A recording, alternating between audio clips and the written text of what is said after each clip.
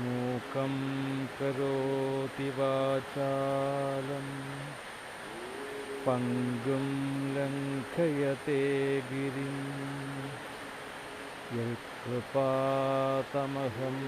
വന്ദേ പരമാനന്ദമാധവം.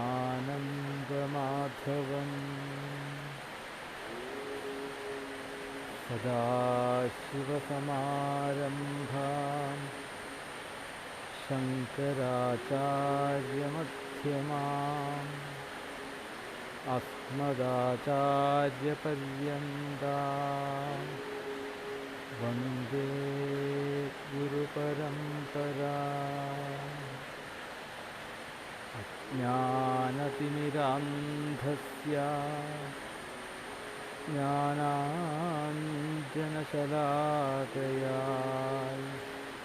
ചക്ഷുരുന്മീലിതം യേന തസ്മൈ ശ്രീഗുരവേ നമഃ.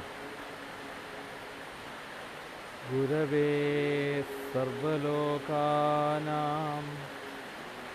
ഭിഷജേ ഭവരോഗിണാം നിധയേ സർവവിദ്യാനാം ദക്ഷിണാമൂർത്തയേ നമഃ. ഭള്ളുള്ളിലഴാത്ത നിർമ്മലതയും നിസ്വാർത്ഥമാം ഭക്തിയും ഉള്ളിൽ പെയ്തലിഞ്ഞ ഭഗവൽ സപ്താഹപീയൂഷവും തള്ളിത്തള്ളി നിറഞ്ഞുയർന്നമൃതമാം സൽകീർത്തി തന്മൂർത്തിയാ മല്യൂർ ശങ്കരവിപ്രവര്യസുകൃതം തുഭ്യം നമസ്തേ നിശം.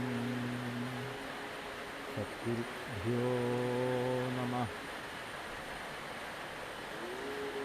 ത്വമേവ മാതാ ച പിതാ ത്വമേവ ത്വമേവ ബന്ധുശ്ച സഖാ ത്വമേവ ത്വമേവ വിദ്യാദ്രവിണം ത്വമേവ ത്വമേവ സർവം മമ ദേവദേവാ. യോന്തപ്രവിശ്യ മമ മാചമിമാം പ്രസുപ്താം സഞ്ജീവയത്യഖിലശക്തിധരസ്വധാംനാ അന്യാംശ്ച ഹസ്തചരണശ്രവണത്വഗാദീൻ പ്രാണാൻ നമോ ഭഗവതേ പുരുഷായ തുഭ്യം. സർവത്ര ഗോവിന്ദനാമ സങ്കീർത്തനം. ഗോവിന്ദ ഗോവിന്ദ. നമസ്കാരം.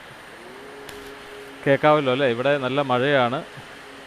കേൾക്കുന്നുണ്ടെങ്കിൽ ഒന്ന് ഒരു കമൻറ്റ് ആരെങ്കിലും ഇടുക. ഇന്നലെ നമ്മൾ പറഞ്ഞതുപോലെ തന്നെ നമ്മുടെ മുദ്രാവാക്യം ഒരു 3 തവണ ഞാനിവിടെ ജപിക്കും. എല്ലാവരും അവരവരുടെ ഗൃഹത്തിലിരുന്ന് ജപിക്കുക. ആ പരമമായിട്ടുള്ള സത്യത്തെ ഒരിക്കലും നമുക്ക് പ്രകാശിപ്പിച്ച് തരണം ഈ സത്സംഗം കൊണ്ട്. സത്യം പരം ധീമഹി സത്യം പരം ധീമഹി സത്യം പരം ധീമഹി.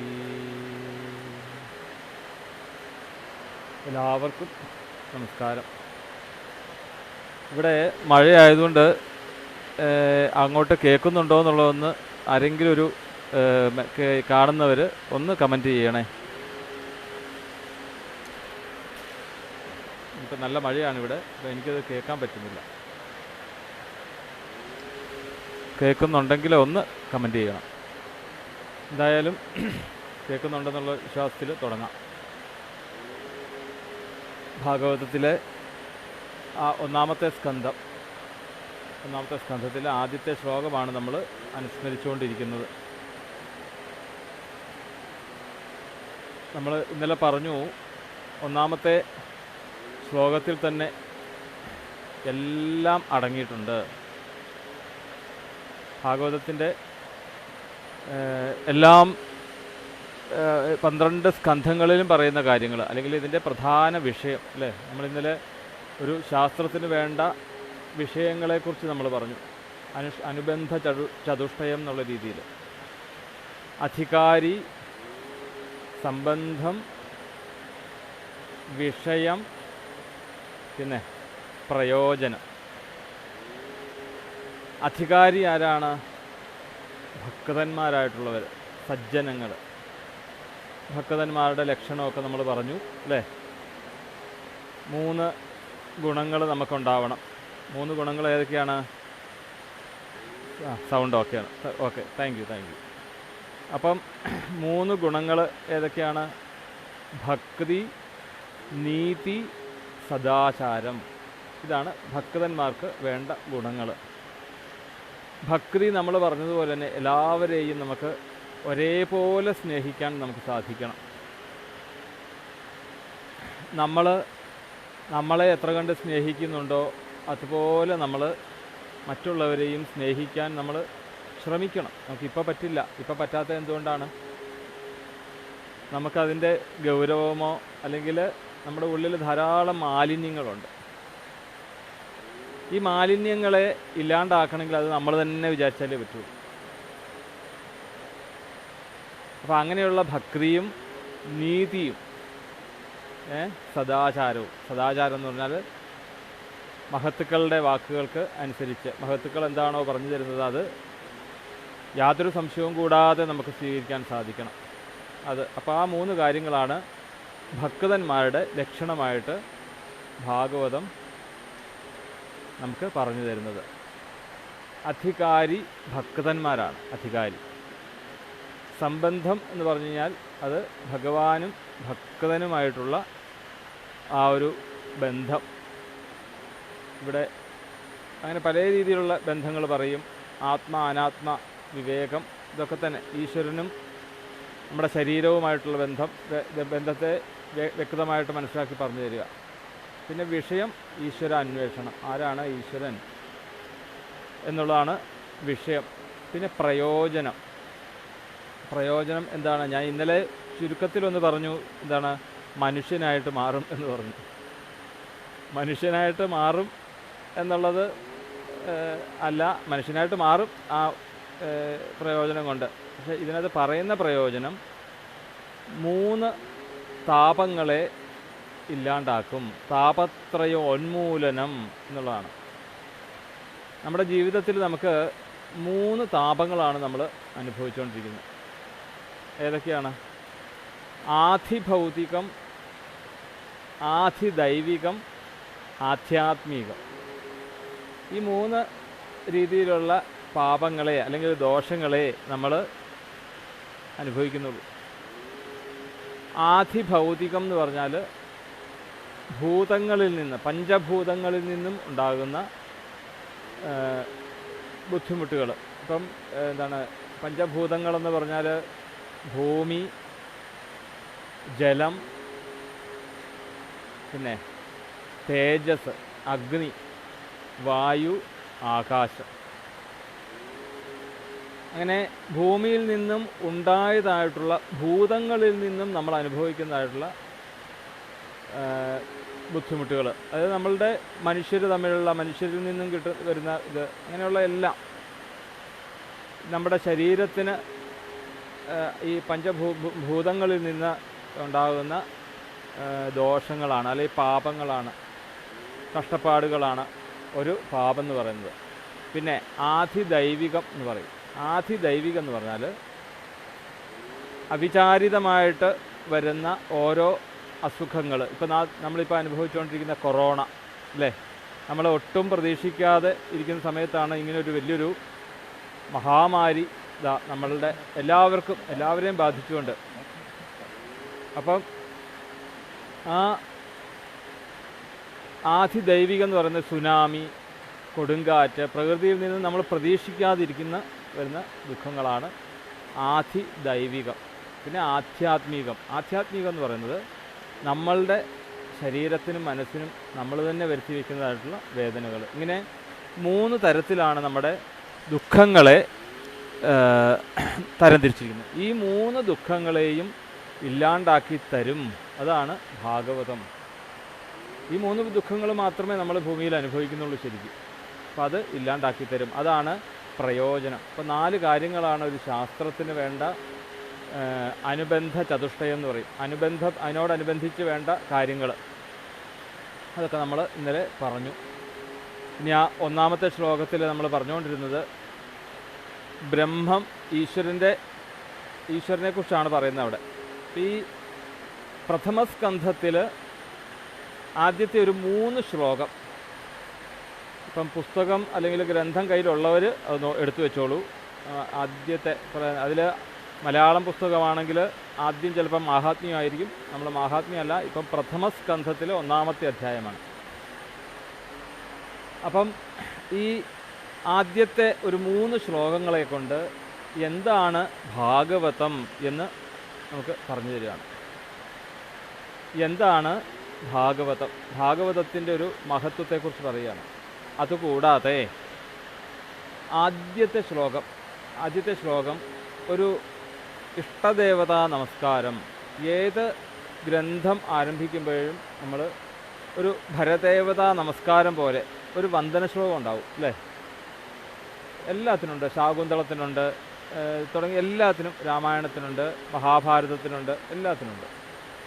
അപ്പോൾ ഇവിടെയും അതുപോലെ തന്നെ ഒരു വന്ദന ശ്ലോകം ആണ്. അത് ഭരദേവതയ്ക്കുള്ള നമസ്കാരമാണ്. ഇവിടെ ഒരു പ്രത്യേകതയും കൂടിയുണ്ട്. ഈ വേദവ്യാസ മഹർഷി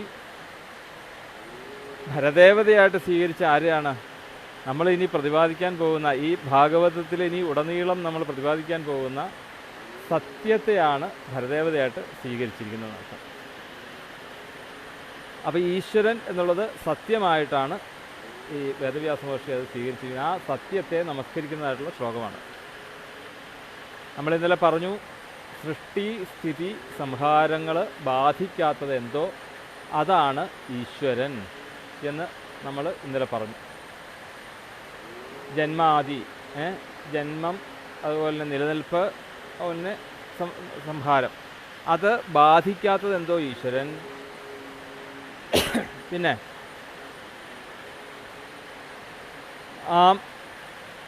അപ്പം ഈ ഈശ്വരനെ കുറിച്ച് പറയുമ്പോൾ ജന്മാദ്യസ്യ അന്വയാത് ഇതരതശ്ച അർത്ഥേഷു അഭിജ്ഞ സ്വരാട്.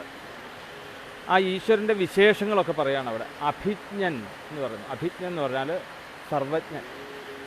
എല്ലായിടത്തും ഈശ്വരനാണെങ്കിൽ പിന്നെ ഈശ്വരനെല്ലാം അറിയുന്ന ആളാണ് അല്ലേ? എല്ലായിടത്തും ഈശ്വരനുണ്ടെങ്കിൽ എല്ലായിടത്തെയും ഈശ്വരനെ മനസ്സിലാക്കാൻ സാധിക്കും. അറിയുന്ന ആളാണ് ഈശ്വരൻ. അഭിജ്ഞനാണ്. സ്വരാട്ട് എന്നൊരു പേര് ഈശ്വരന്. സ്വയമേവ രാജ്യത്തെ, സ്വന്തമായിട്ട് ഒരു പ്രകാശമുള്ളത് ഈശ്വരന്. ഈശ്വരൻ ആരുടെയും ഒരു ഉപാധികൾ വേണ്ട. ഇപ്പം സൂര്യനാണേലും ഇവിടെ നമുക്ക് ഭൂമിയിലേക്ക് പ്രകാശത്തെ തരുന്നുണ്ടെങ്കിൽ അത് ആ ഭഗവാനിൽ നിന്നും ആണ്. മത്ഭയാൽ വാതി വാതോയം, ആ ഈശ്വരനിൽ നിന്നും ഉള്ള തേജസ്സിനെ എടുത്ത് കാണിക്കുന്നേ ഉള്ളൂ ഈ സൂര്യൻ. സൂര്യനൊരു ഉപകരണമായിട്ട് നിൽക്കുന്നേ ഉള്ളൂ എന്ന് പറയുകയാണ്.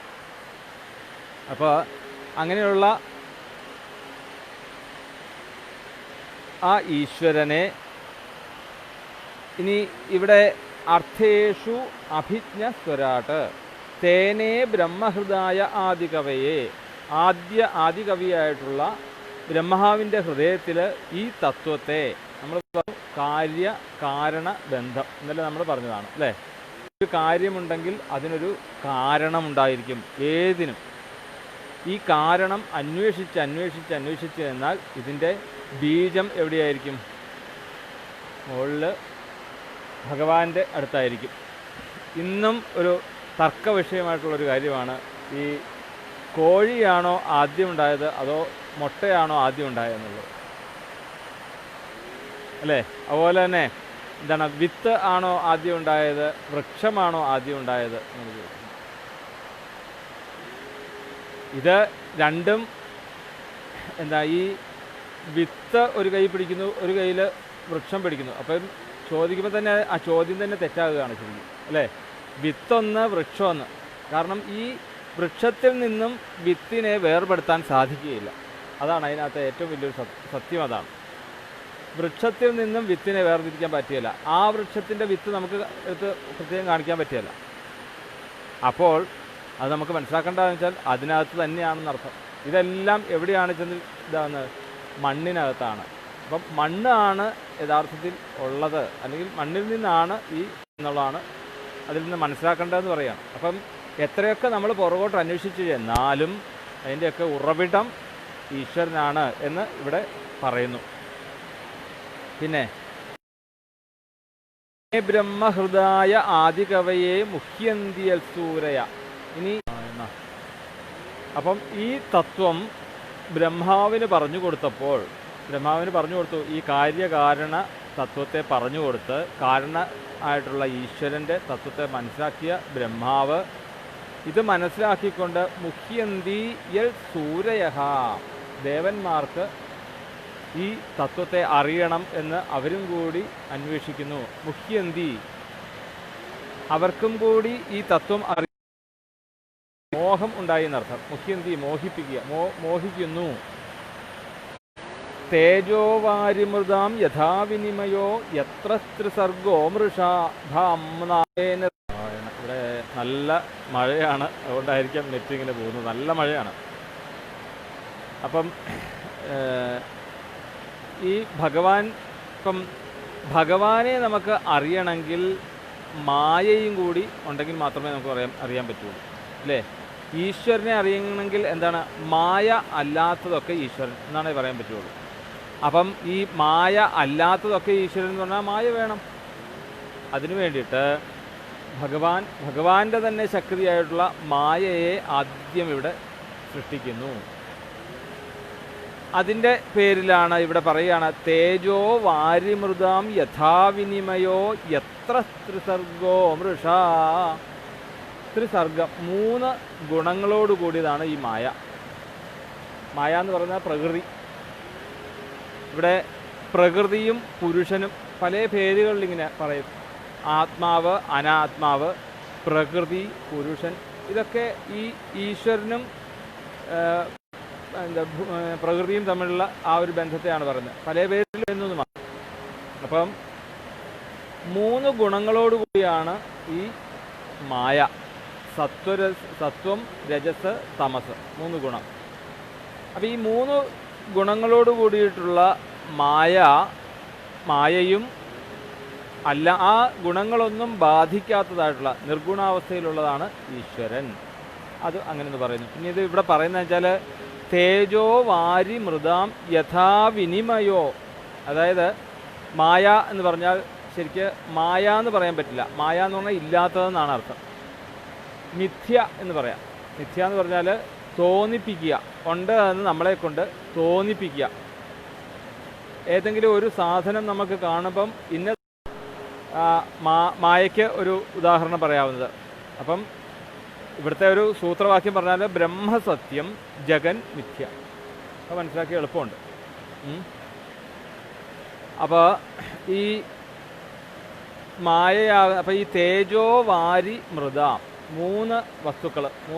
ഒന്ന് തേജസ് എന്ന് പറഞ്ഞാൽ അഗ്നി, പിന്നെ വാരി വെള്ളം, പിന്നെ മണ്ണ്.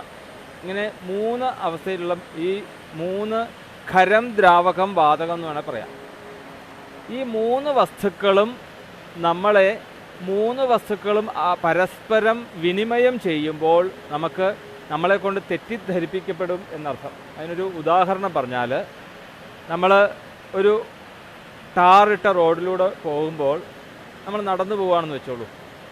അപ്പം നല്ല മഴയല്ല, വെയിലുള്ള സമയത്ത് അങ്ങ് ദൂരെ നമ്മൾ നോക്കുമ്പോൾ ഈ ടാറിട്ട റോഡ് ദൂരെ നോക്കുമ്പോഴേക്കും അവിടെ ഇങ്ങനെ ധാരാളം വെള്ളം കിടക്കുന്നുണ്ടെന്ന് നമുക്ക് തോന്നും, അല്ലേ? നമുക്കൊക്കെ അനുഭവം ഉള്ളതാണ്. പക്ഷേ അടുത്തേക്ക് അങ്ങ് ചെല്ലുമ്പോഴത്തേക്കും അവിടെ വെള്ളം കാണുകയില്ല. അതാണ് ഒരു ഉദാഹരണം. അതെന്തായി? ഭൂമിയായിട്ടുള്ള അല്ലെങ്കിൽ മണ്ണിനെ നമുക്ക് വെള്ളമായിട്ട് തോന്നിപ്പിച്ചു. ഇതുപോലെ തന്നെ ഈ വെള്ളം നമ്മൾ ഈ താമരയുടെ ഇലയിലോ അല്ലെങ്കിൽ ചേമ്പിൻ്റെ ഇലയിലൊക്കെ ഈ വെള്ളം ഇങ്ങനെ കിടക്കുന്ന കണ്ടുമ്പോൾ അതൊരു മുത്തുമണിയായിട്ട് കിടക്കുന്നതായിട്ട് നമുക്ക് തോന്നും. ഇപ്പം എന്തായി? ഇപ്പം ഈ വെള്ളം ഖരപദാർത്ഥമായിട്ട് നമുക്ക് തോന്നും. ഇങ്ങനെ ഈ 3 രീതിയിലൊക്കെ ഈ മൂന്നിനെയും ഖരം, ദ്രാവകം, അതുപോലെ തന്നെ അഗ്നി, അല്ലേ? അഗ്നിയിലും ഈ പറഞ്ഞ പോലെ അഗ്നി കത്തിക്കൊണ്ടിരിക്കുന്നത് കാണുമ്പോഴത്തേക്കും നമുക്ക് അതിനൊരു രൂപം വരുന്നു. എന്നാൽ അതിൽ ചെന്ന് നമുക്ക് പിടിക്കാമെന്ന് പറഞ്ഞാൽ അത് നടക്കുകയില്ല. അത് വാതകത്തിൻ്റെ ഒരു ഭാഷയാണ് അഗ്നിക്ക്. അപ്പോൾ ഈ ദ്രാവകവും വാതകവും ഖരവുമായിട്ടുള്ള ഓരോ വസ്തുക്കളെ പരസ്പരം വിനിമയം ചെയ്യുക, തെറ്റിദ്ധരിപ്പിച്ച് നമ്മളെ സത്യമായിട്ട് തോന്നിപ്പിക്കുക. അപ്പം എന്തായി? അപ്പം നമുക്കവിടെ ചെല്ലുമ്പോഴത്തേക്കുമാണ് അതിൻ്റെ സത്യമല്ല എന്നുള്ളത് മനസ്സിലാക്കുന്നത്, ഉറപ്പിക്കാൻ പറ്റും. അപ്പോൾ ഈശ്വര തത്വത്തെ മനസ്സിലാക്കണമെങ്കിൽ എന്ത് വേണം? മായയും കൂടി വേണം എന്ന് പറഞ്ഞു. പിന്നെ ധാമ്നാസ്വേന ഈ എന്താണ് സത്യമായിട്ടുള്ളത് മാത്രം, അല്ലെങ്കിൽ സൃഷ്ടിസ്ഥിതി സംഹാരാദികൾ ഒന്നും ബാധിക്കാത്ത ഈശ്വരനായിട്ടുള്ള ആ സത്യത്തെ, പരമമായിട്ടുള്ള സത്യത്തെ ഞാനിതാ നമസ്കരിക്കുന്നു എന്ന് പറയുകയാണ്. അപ്പം സത്യം എന്നുള്ളതാണ് ഇവിടുത്തെ വിഷയം. ഇനി സത്യം എന്താണ്? ഇനി സത്യം എന്ന് പറഞ്ഞാൽ എന്താണ്? സത്യത്തിനൊരു ഡെഫിനിഷൻ പറഞ്ഞാൽ യഥാചിത്തേ തഥാ വാചി. എന്താണോ തൻ്റെ മനസ്സിൽ ചിന്തിക്കുന്നത് അത് പറയുക. യഥാവാചി തഥാ ക്രിയ. എന്താണോ പറഞ്ഞത് അത് പ്രവർത്തിക്കുക. മനസ്സിലായല്ലോ? അപ്പം യഥാചിത്തേ തഥാ വാചി, യഥാവാചി തഥാ ക്രിയ. പിന്നെ ചിത്തേ വാചി ക്രിയായാം ച സാധൂനാം ഏകരൂപത. മനസ്സിലായോ? അങ്ങനെ എല്ലാം ഒന്നായെങ്കിൽ മാത്രമേ എന്താകുന്നുള്ളൂ? സത്യമാകുന്നുള്ളൂ. സത്യത്തിൻ്റെ ഒരു ഡെഫിനിഷനാണത്. അത് വേണ്ടവർക്കൊക്കെ വേണം എഴുതിയെടുത്തോളൂ. യഥാചിത്തേ തഥാ വാചി, യഥാവാചി തഥാ ക്രിയ. പിന്നെ ചിത്തേ വാചി ക്രിയാച ക്രിയാം ച സാധൂനാം ഏകരൂപത. അതാണ്. പറ്റുന്നില്ല, നിങ്ങൾക്ക് കേൾക്കുന്നുണ്ടെന്ന് ഞാൻ വിചാരിക്കുന്നു. അപ്പം ഇതാണ് സത്യത്തിൻ്റെ ഒരു ഡെഫിനിഷൻ. എന്താണ്? മനസ്സിൽ എന്താണോ നമ്മൾ വിചാരിച്ചത് അത് പറയുക, പറയുന്നത് എന്താണോ അത് പ്രവർത്തിക്കുക. ഇതെല്ലാം എന്താണ്? ഏകരൂപത. ഏകരൂപത. അങ്ങനെയുള്ള സത്യമാണ് സത്യം എന്ന് പറയാം. ഇനി ഈ സത്യം തന്നെ പല രീതിയിലുണ്ട്. പ്രാപഞ്ചിക സത്യമുണ്ട്, വ്യാവഹാരിക, പാരമാർത്ഥിക സത്യമുണ്ട്. നിങ്ങൾക്ക് കേൾക്കാൻ പറ്റുന്നുണ്ടല്ലോ അല്ലേ? ആരെങ്കിലും ഒരു കമൻറ്റ് ഇട്ടാൽ ഉറപ്പായിരിക്കും. അപ്പോൾ പ്രാപഞ്ചിക സത്യം, വ്യാവഹാരിക സത്യം, പിന്നെ പാരമാർത്ഥിക സത്യം. പ്രാപഞ്ചിക സത്യം എന്ന് പറഞ്ഞാൽ നമ്മൾ ദിവസവും ദൈനംദിനമായിട്ട് നമ്മൾ കാണുന്നത് എന്താണ്? സൂര്യൻ ഉദിക്കുന്നു, അസ്തമിക്കുന്നു, രാത്രിയായി കഴിഞ്ഞാൽ ചന്ദ്രൻ വരുന്നു. ഇതൊക്കെ ദിവസം ദൈനംദിനമായിട്ട് ചെയ്യുന്ന ഒരു കാര്യങ്ങളാണ്. അതൊക്കെ നമുക്ക് സത്യമായിട്ട് തന്നെ നമുക്ക് എന്നും കാണാൻ പറ്റും. പക്ഷേ നമ്മൾ ഇന്ന് മനസ്സിലാക്കുന്ന ആ എന്താ പറയുക, ഇന്ന് നമ്മൾ മനസ്സിലാക്കുന്ന ആ ഒരു സത്യം പിന്നീട് നാളെ നമുക്ക് കാണിക്കാൻ സാധിക്കുകയില്ല. അതുകൊണ്ട് അത് പാരമാർത്ഥികമായിട്ടുള്ള സത്യമല്ല. അപ്പം ഈ പാരമാർത്ഥികമായിട്ടുള്ള സത്യം എന്ന് പറഞ്ഞാൽ അതിനൊരിക്കലും നാശമില്ല. അതാണ് നമ്മൾ ആദ്യം തന്നെ പറഞ്ഞത്. സൃഷ്ടി സ്ഥിതി സംഹാരം ബാധിക്കാത്തത് എന്തോ അതാണ് ഈശ്വരൻ. ആ സത്യമാണ് ഈശ്വരൻ. അപ്പം 3 സത്യങ്ങളുണ്ട്. പ്രാപഞ്ചിക സത്യം, പിന്നെ വ്യാവഹാരിക സത്യം. വ്യാവഹാരിക സത്യം എന്ന് പറഞ്ഞാൽ നമ്മൾ ആ കുറച്ച് നിമിഷത്തെ സമയത്തേക്ക് മാത്രം താൽക്കാലികമായിട്ട് നിലനിൽക്കുന്നതായിട്ടുള്ള സത്യം. എന്നാൽ ഇല്ലെന്ന് പറയാനും പറ്റിയല്ല, അല്ലേ? നമുക്ക് നമ്മളുടെ മരിച്ചുപോയ മുത്തശ്ശൻ ഉണ്ടായിരുന്നു എന്ന് പറയാം. നമുക്ക് കാണിച്ചു കൊടുക്കാൻ പറ്റുമോ? കാണിച്ചു കൊടുക്കാൻ പറ്റില്ല. തെളിയിക്കാൻ പറ്റുമോ? പറ്റില്ല. അതുപോലെ തന്നെ ഇപ്പം നമ്മൾ ചെയ്യുന്ന ഈ ഒരു ലൈവ് പ്രഭാഷണം, അത് പിന്നീട് നമുക്ക് വേണമെങ്കിൽ മൊബൈലിലെടുത്ത് കാണാമെന്ന് വയ്ക്കാം. പക്ഷേ ഇപ്പോഴത്തെ ഈ സമയം നമുക്ക് പിന്നെ കാണിച്ചു കൊടുക്കാൻ പറ്റുമോ? പറ്റില്ല. അപ്പോൾ ഇതൊക്കെ വ്യാവഹാരിക സത്യമാണെന്ന് പറയുകയാണ്. നമുക്ക് പിന്നീട് അത് കാണിച്ചു കൊടുക്കാൻ പറ്റില്ല. പക്ഷേ പാരമാർത്ഥിക സത്യം എന്ന് പറഞ്ഞാൽ ത്രികാലങ്ങളിലും, ത്രികാലം എന്ന് പറഞ്ഞാൽ കഴിഞ്ഞ കാലം, ഭൂതകാലത്തിലും ഭാവി കാലത്തിലും വർത്തമാനകാലത്തിലും സത്യമായിട്ട് നിൽക്കുന്നത് എന്താണോ അതാണ് ഈശ്വരൻ. നമ്മൾ ആത്മാവിനെ പറയണം. ഇന്നലെ നമ്മൾ മിഞ്ഞാന്ന് പറഞ്ഞു, ആത്മാവ് നമ്മുടെ ഉള്ളിലുള്ള ആ ചൈതന്യമാണ് ഈശ്വരൻ എന്ന്. നമ്മുടെ ഈ ശരീരത്തിൻ്റെ ഉള്ളിൽ വർത്തിക്കുന്നതായിട്ടുള്ള ആ ചൈതന്യമാകുന്ന ജീവൻ, ആ ജീവന് നാശമില്ല, മരണവുമില്ല, ഒന്നും ബാധിക്കുന്നില്ല. കാരണം ഉണ്ടായതേ നശിക്കുകയുള്ളൂ, അല്ലേ? ഉണ്ടായതേ നശിക്കുകയുള്ളൂ. അത് മാത്രമേ സ്ഥിതിയായിട്ട് പോവുകയും പിന്നീട് സംഹാരത്തിലേക്ക് പോകേണ്ട കാര്യമുള്ളൂ. സൃഷ്ടിക്കുന്നതിൽ ഉള്ളതെന്താണ്? അപ്പോൾ ആ ഉള്ളത് എന്താണോ അത് ഉണ്മയെ ആണ് ഈശ്വരൻ എന്ന് പറയുന്നത്. പിന്നെ ഈ സത്യം തന്നെ നമ്മൾ പറഞ്ഞ ഈ സത്യം പല മുണ്ടകോപനിഷത്തിൽ പറയും, സത്യമേവ ജയത്തെ. എവിടെയായാലും വിജയം സത്യത്തിന് മാത്രമേ ഉള്ളൂ. വ്യാവഹാരിക തലത്തിലും എല്ലാ ഇടങ്ങളിലും സത്യമാണ്.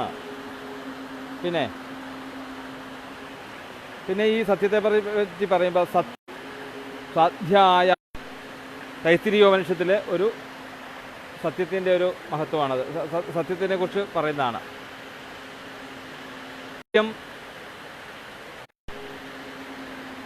യത് പ്രമാണാവദതം യഥാ വക്തവ്യം തദ് വദത. ഇനിയിപ്പം ഈ സത്യത്തെ നമ്മൾ പറയുകയാണെന്ന് വെച്ചോളൂ. നമ്മൾ പറയുന്ന സത്യം അതിനൊരു പ്രാമാണ്യം ഉണ്ടായിരിക്കണം. എന്താണ് പ്രാമാണ്യം എന്ന് പറഞ്ഞാൽ? പ്രമാ എന്ന് പറഞ്ഞ പറയുന്ന ആ വാക്കിന് അറിവ് ഉണ്ടാകുന്ന ഒരു സത്യമായിരിക്കണം. എന്നുവെച്ചാൽ അറിവുള്ള, അതിനൊരു വാല്യൂ ഉള്ള കാര്യമായിരിക്കണം. പിന്നെ എന്ന് പറയുന്നു, അറിവിനെ ജനിപ്പിക്കുന്ന ഒരു കാര്യമായിരിക്കണം നമ്മൾ പറയേണ്ടത്. നേരത്തെ പറഞ്ഞില്ലേ അപ്പോൾ എപ്പോഴും ഒരേ അവസ്ഥയിൽ നിൽക്കണം ആ സത്യം. അതുപോലെ തന്നെ നമ്മൾ പറയുന്ന സത്യം, എല്ലാ സത്യവും നമ്മൾ എല്ലാവരോടും പറയരുത്. എല്ലാ സത്യം പറയുന്നത് അത് എങ്ങനെയാണ്? യഥാ വക്തവ്യം തദ് വദത. പറയാവുന്നത് മാത്രമേ പറയാവുള്ളൂ, പറയേണ്ടവരോടേ പറയാവുള്ളൂ. മനസ്സിലായില്ലേ? കാരണം പലതും സത്യമായിരിക്കാം, പക്ഷെ പറയേണ്ടവരോട് പറയേണ്ട രീതിയിൽ പറഞ്ഞാൽ മാത്രമേ, അല്ലെങ്കിൽ അത് അപകടത്തിലേക്ക് എത്തും എന്ന് പറയുകയാണ്. സത്യം ബ്രൂയാൽ പ്രിയം ബ്രൂയാൽ ന ബ്രൂയാൽ സത്യം അപ്രിയം. അതാണ് ഇപ്പം പറഞ്ഞത്. നമ്മൾ അപ്രിയമായിട്ടുള്ള സത്യങ്ങളെ നമ്മൾ പറയരുത് എന്ന് പറയാണ്. ഇനി ഞാൻ നേരത്തെ പറഞ്ഞ ആ സത്യത്തിന് ഒരു ഉദാഹരണം പറയാം. യഥാചിത്തേ യഥാവാചി തഥാ ക്രിയ എന്നുള്ളതിൻ്റെ, അതായത് മനസ്സുകൊണ്ടും വാക്കുകൊണ്ടും പ്രവൃത്തി കൊണ്ടും നമ്മൾ ചെയ്യുന്ന കർത്തവ്യം, അല്ലെങ്കിൽ പറയുകയാണെങ്കിൽ പറയുക, അല്ലെങ്കിൽ കർമ്മമാണെങ്കിൽ കർമ്മം, ഇതൊക്കെ മനോവാക്കർമ്മങ്ങളിൽ കാപട്യം ഉണ്ടാവരുത് എന്നർത്ഥം. ഇപ്പം ഒരാൾ ഒരു കൂട്ടുകാരൻ്റെ വീട്ടിൽ ചെല്ലുക. കൂട്ടുകാരൻ്റെ വീട്ടിൽ ചെന്നപ്പോഴത്തേക്കും അത്യാവശ്യമായിട്ടാണ് ഇയാൾ അങ്ങോട്ട് ചെല്ലുന്നത്. അപ്പോൾ ഇയാൾ കുറച്ച് പൈസ കടം ചോദിക്കാൻ വേണ്ടിയിട്ടാണ് ചെല്ലുന്നത്. അപ്പോൾ അവിടെ ചെന്നപ്പോഴത്തേക്ക് മൂന്നാമതൊരാൾ ആ സുഹൃത്തിൻ്റെ കൂടെ ഇരുന്ന് സംസാരിച്ചു കൊണ്ടിരിക്കുകയാണ്. ഇയാൾ ചോദിച്ചാൽ പൈസ കൊടുക്കാൻ കുറച്ച് മടിയുള്ള കൂട്ടത്തിലാണ് ആര്? കൂടെയുള്ള ആൾ. ഇയാളുടെ സുഹൃത്ത് അതെ, കൂടെയുള്ള ആളല്ല, ഇയാളുടെ സുഹൃത്ത്. അപ്പം അവിടെ ചെന്ന് ചോദിച്ചു, എനിക്കൊരു 100 രൂപ കയ്യിലെടുക്കാനുണ്ടോ എന്ന് ചോദിച്ചു. 100 രൂപ കയ്യിലെടുക്കാനുണ്ടോ എന്ന് ചോദിച്ചു, ഈ തൻ്റെ സുഹൃത്തിനോട് ചോദിച്ചു. അപ്പോൾ സുഹൃത്ത് പറഞ്ഞു, എൻ്റെ കയ്യിലില്ല എന്ന് പറഞ്ഞു. എൻ്റെ കയ്യിലില്ല എന്ന് പറഞ്ഞു. അപ്പോഴാണ് ഈ സുഹൃത്തിൻ്റെ കൂടെ സംസാരിച്ചു കൊണ്ടിരുന്ന ആൾ പറഞ്ഞു, നീയല്ലേ നേരത്തെ ആ പേഴ്സ് എടുത്തപ്പോൾ എന്നോട് കാണിച്ചാൽ അതിനകത്ത് പൈസ ഇരിപ്പുണ്ടല്ലോ എന്ന് പറഞ്ഞു. ഇതിപ്പം എന്തിനാണിപ്പോൾ ഈ എൻ്റെ കയ്യിലില്ല എന്ന് പറഞ്ഞാൽ എന്താണെന്ന് വെച്ച് കഴിഞ്ഞാൽ ഇത് കൊടുക്കാൻ മടിയായതുകൊണ്ടാണ്. അപ്പോൾ അവിടെ ഒരു സൂത്രം പ്രയോഗിച്ചാണ്. എന്താണ് സൂത്രം പ്രയോഗിച്ചത്? കാരണം ഇയാളുടെ മനസ്സിൽ വേറൊരു സത്യം, വാക്കിൽ വേറൊരു സത്യം, പ്രവൃത്തിയിൽ വേറൊരു സത്യം. എന്നിട്ടത് ന്യായീകരിക്കും നമ്മൾ. ഈ സത്യത്തെ നമ്മൾ ന്യായീകരിക്കുക. എങ്ങനെയാണ്? എന്നോട് എന്താ അയാൾ ചോദിച്ചത്? എൻ്റെ കയ്യിൽ 100 രൂപ എടുക്കാനുണ്ടോ എന്നാണല്ലോ ചോദിച്ചത്. ഞാനുള്ള സത്യമല്ലേ പറഞ്ഞേ എന്ന് പറയും. അത് യഥാർത്ഥമായിട്ടുള്ള സത്യമല്ല. ആ സത്യത്തെ നമുക്ക് അംഗീകരിക്കാൻ പറ്റില്ല എന്ന് പറയാണ്. അതുകൊണ്ടാണ് പറഞ്ഞത് യഥാ ചിത്തേ തഥാവാചി യഥാവാചി തഥാ ക്രിയ. മനസ്സും വാക്കും കർമ്മത്തിലും ഒന്നായിരിക്കണം. അതാണ് സത്യം. ആ സത്യമാണ് ഈശ്വരൻ. അല്ലെങ്കിൽ ആ സത്യത്തെക്കുറിച്ച് അവിടെ പറയുന്നു. അങ്ങനെയുള്ള പരമമായിട്ടുള്ള സത്യത്തെ ഞങ്ങളിതാ ധ്യാനിക്കുന്നു എന്നാണ് പറയുന്നത്. ഞങ്ങളിതാ ധ്യാനിക്കുന്നു എന്ന് പറഞ്ഞാൽ ഈ എല്ലാവരും ഇനി ആരൊക്കെയാണോ ഈ ഭാഗവതത്തിൻ്റെ മുമ്പിലേക്ക് വരുന്നത്, അല്ലെങ്കിൽ ഈ ശാസ്ത്രത്തെ ഇനി സ്വീകരിക്കാൻ വേണ്ടിയിട്ട് ഇനി ആരൊക്കെയാണോ വരുന്നത്, അവരെയൊക്കെ ഉദ്ദേശിച്ചുകൊണ്ട് ആണ് വേദവ്യാസ മഹർഷി അന്ന് തന്നെ ഒരു ദീർഘ നമസ്കാരം എല്ലാവർക്കും വേണ്ടിയിട്ട് ചെയ്തു. ഞാൻ പറഞ്ഞത് ഒരു ഭക്തൻ്റെ ഒരു മനസ്സാണത്. അത് നമ്മൾ മനസ്സിലാക്കണം. ഇതാണ് ഓരോ കാര്യത്തിലും നമുക്ക് ഓരോ പോയിന്റുകളുണ്ട്. നിസ്വാർത്ഥമായിട്ടുള്ള ഒരു മനസ്സാണ് ഒരു ഭക്തന് വേണ്ടത്. ലോകാ സമസ്ത സുഖിനോ ഭവന്തു എന്ന് നമുക്ക് പ്രാർത്ഥിക്കാൻ സാധിക്കുന്ന രീതിയിൽ ആയിരിക്കണം നമുക്ക് ഈ ഭാഗവതത്തെ നമ്മൾ ഉപാസിക്കുമ്പോൾ. ഭാഗവതത്തെ ഉപാസിക്കുന്നവർക്ക് അങ്ങനെയായിരിക്കണം മനസ്സുണ്ടാകുക. ആ ഒരു ശീലം നമ്മൾ ഓരോന്നും നമുക്ക് മനസ്സിലാകുമ്പോൾ അത് നമ്മുടെ ജീവിതത്തിലേക്ക് പകർത്താൻ നമുക്ക് സാധിക്കണം. എന്നിട്ട് ഞാൻ പറഞ്ഞില്ലേ, ഭാഗവതത്തെ പൂജിക്കുന്ന ഒരവസ്ഥ എന്ന് പറഞ്ഞാൽ അതാണ്. ഇപ്പം കലികാലത്ത് ഭാഗവതത്തെ പൂജിക്കണം എന്നാണ്. ഭാഗവതം പ്രത്യക്ഷ കൃഷ്ണനാണെന്ന് പറഞ്ഞു. ഈ പ്രത്യക്ഷ കൃഷ്ണൻ എന്ന് പറഞ്ഞാൽ എന്താണ്? ഭാഗവതമാണ് നമ്മളുടെ ഈശ്വരൻ എന്ന് പറഞ്ഞാൽ ഭാഗവതത്തിലെ തത്വമാണ് നമ്മളുടെ ഈശ്വരൻ. ആ ഭാഗവതത്തിലെ തത്വത്തിൽ ഞാൻ ജീവിക്കുന്നു. അതാണ് ആ ഭാഗവതത്തെ പൂജിക്കുക എന്ന് പറഞ്ഞാൽ. ആ തത്വത്തിലൂടെ ഞാൻ ജീവിക്കുക, ആ ഒരു കർമ്മമാണ് പൂജയായിട്ട് കണക്കാക്കുന്നത്. അങ്ങനെ വേണം നമ്മൾ ധരിക്കാൻ എന്ന് പറയുകയാണ്. പിന്നീട് അപ്പം അവിടെ ആ ഈശ്വര ലക്ഷണം പറഞ്ഞു ആദ്യത്തെ ശ്ലോകത്തിൽ. ഇനി ധർമ്മം എന്താണ്? ഭാഗവത ധർമ്മം എന്നുള്ളതാണ് പിന്നീട് പറയുന്നത്. ധർമ്മപ്രോച്ഛിത കൈതവോത്ര പരമോ നിർമ്മത്സരാണം സതാം വേദ്യം വാസ്തവമത്ര വസ്തു ശിവദം താപത്രയോന്മൂലനം. ശ്രീമദ് ഭാഗവതേ മഹാമുനികൃതേ കിം വാ പരൈരീശ്വര സദ്യോ ഹൃദ്യവരുധ്യത്തെ എത്ര കൃതിഭി ശുശ്രൂഷുഭിസ്തക്ഷണാത്. ഇനി പറയാണ് ഭാഗവതത്തിൻ്റെ ധർമ്മം എന്താണെന്ന്. അപ്പം പറഞ്ഞു എന്താണ് ഭാഗവതത്തിലെ വിഷയം? ഈശ്വരൻ. ആ ഈശ്വരൻ്റെ സങ്കല്പം നമ്മൾ ആദ്യത്തെ ശ്ലോകത്തിൽ പറഞ്ഞു അല്ലേ? എന്താണ്? മനോവാ കർമ്മങ്ങളിലുള്ള ശുദ്ധതയാണ് ഈശ്വരൻ. കാപട്യമില്ലാത്ത ഏത് ഒരവസ്ഥയുണ്ടോ അതാണ് ഈശ്വരൻ. കുറച്ചുകൂടെ നമുക്ക് ലളിതമായിട്ട് പറഞ്ഞാൽ എന്താണ് അല്ലേ? നമുക്ക് ഇന്ന് ആധുനിക യുഗത്തിൽ പറഞ്ഞാൽ പോസിറ്റീവും നെഗറ്റീവും. ഈ പോസിറ്റീവാണ് ഈശ്വരൻ. ഏതിനും അല്ലേ, നമുക്ക് എന്ത് വസ്തുക്കളായിക്കോട്ടെ, എന്ത് കർമ്മങ്ങളായിക്കോട്ടെ, ഇതിനൊക്കെ 2 ആക്ഷൻസ് എന്തായാലും ഉണ്ട് അല്ലേ? Any actions equal to opposite reaction എന്ന് പറയും നമ്മൾ അല്ലേ? ഏതൊരു പ്രവൃത്തിക്കും അതല്ലാത്തൊരു പ്രവൃത്തി, ശരി തെറ്റ് എന്നുള്ളത്. അപ്പം എന്താണോ ശരിയായിട്ടുള്ളത് അല്ലെങ്കിൽ എന്താണോ പോസിറ്റീവായിട്ടുള്ളത് അതാണ് ഈശ്വരൻ എന്ന് മനസ്സിലാക്കുക. അപ്പം എല്ലായിടത്തും നമ്മൾ ഈശ്വരനെ കണ്ടല്ലോ. അപ്പം ഇനിയിപ്പോൾ ഈശ്വര സങ്കല്പം എന്ന് പറയുന്നത് നമ്മളൊരു ക്ഷേത്രത്തിലെ വിഗ്രഹത്തിനുള്ളിലോ ഭരദേവതയുടെ ശ്രീലാകത്ത് മാത്രമോ ഒന്നും നമ്മൾ ധരിക്കരുത് എന്നർത്ഥം. അതല്ല ഈശ്വരൻ. ഈ ഈശ്വര സങ്കല്പം എന്ന് പറയുന്നത് എല്ലാത്തിലും അടങ്ങിയിരിക്കുന്നു. ആ എല്ലാത്തിലും അടങ്ങിയിട്ടുള്ള ശുദ്ധത നിറഞ്ഞതായിട്ടുള്ള കാപട്യമില്ലാത്തതായിട്ടുള്ള അവസ്ഥയാണ്. ആ ശുദ്ധമായിട്ടുള്ള വസ്തുവാണ്, അല്ലെങ്കിൽ പോസിറ്റീവ് എനർജി എന്ന് പറയാം. ഈ ഭൗതിക വിദ്യാഭ്യാസത്തിൽ നമ്മൾ പറയുകയാണ് ആ പോസിറ്റീവ് എനർജിയാണ് ഈശ്വരൻ. അത് ഉറപ്പിക്കുക. അതാണ് ആദ്യത്തേതിൽ പറഞ്ഞത്. ഇനി ഇവിടെ പറയുകയാണ് ഭാഗവത ധർമ്മം എന്ന് പറയുന്നത് പ്രോച്ഛിത കൈതവോത്രപരമോ നിർമ്മത്സരാണാം സതാം.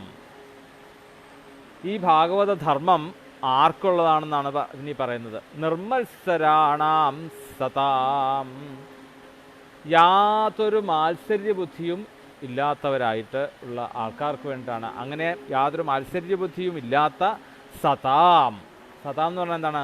സജ്ജനങ്ങൾ, ഭക്തന്മാർ. നമുക്കറിയാം സജ്ജനങ്ങൾ എന്ന് പറഞ്ഞാലും അതുപോലെ തന്നെ ഭക്തന്മാർ എന്നൊക്കെ പറഞ്ഞാൽ നമ്മൾ അതിൻ്റെയൊക്കെ വിശേഷം നമ്മൾ 2 ദിവസമായിട്ട് പറയുന്നു. ഇന്നും പറയാം, വിരോധമില്ല. എല്ലാവരെയും മനസ്സ് തുറന്ന് നമുക്ക് സ്നേഹിക്കാൻ സാധിക്കണം. അങ്ങനെയുള്ളവരാണ് സജ്ജനങ്ങൾ. എൻ്റെ ഉള്ളിലുള്ള ചൈതന്യമാണ് സകല ജീവജാലങ്ങളുടെയും ഉള്ളിലുള്ളത് എന്നുള്ളത് മനസ്സിലാക്കിക്കൊണ്ട് പെരുമാറുന്ന ആരാണോ അവരാണ് സജ്ജനങ്ങൾ. അപ്പം അങ്ങനെ ആ സജ്ജനങ്ങളുടെ മനസ്സോടു കൂടിയിട്ടുള്ളവർക്കുള്ള ധർമ്മമാണ് എന്ത്? ഭാഗവതം. അതുകൊണ്ട് തിരുവേനി, ഞങ്ങൾ എത്ര നാളായി ഈ ഭാഗവതം കേൾക്കാൻ തുടങ്ങിയിട്ട് ഞങ്ങൾക്ക് ഇതിൻ്റെ ഒന്നും ഫലം ഞങ്ങൾക്ക് കിട്ടുന്നില്ലല്ലോ എന്ന് പറഞ്ഞാൽ അതിൻ്റെ എന്താണ് അങ്ങനെ ഉണ്ടാവാൻ കാര്യം എന്നുള്ളതാണ് ഞാനിപ്പോൾ പറഞ്ഞത്. എന്ത്? ഇത് സജ്ജനങ്ങൾക്കായിട്ടുള്ളതാണ്. നിർമ്മത്സരാണാം സതാം, യാതൊരു മാത്സര്യബുദ്ധിയുമില്ലാത്ത.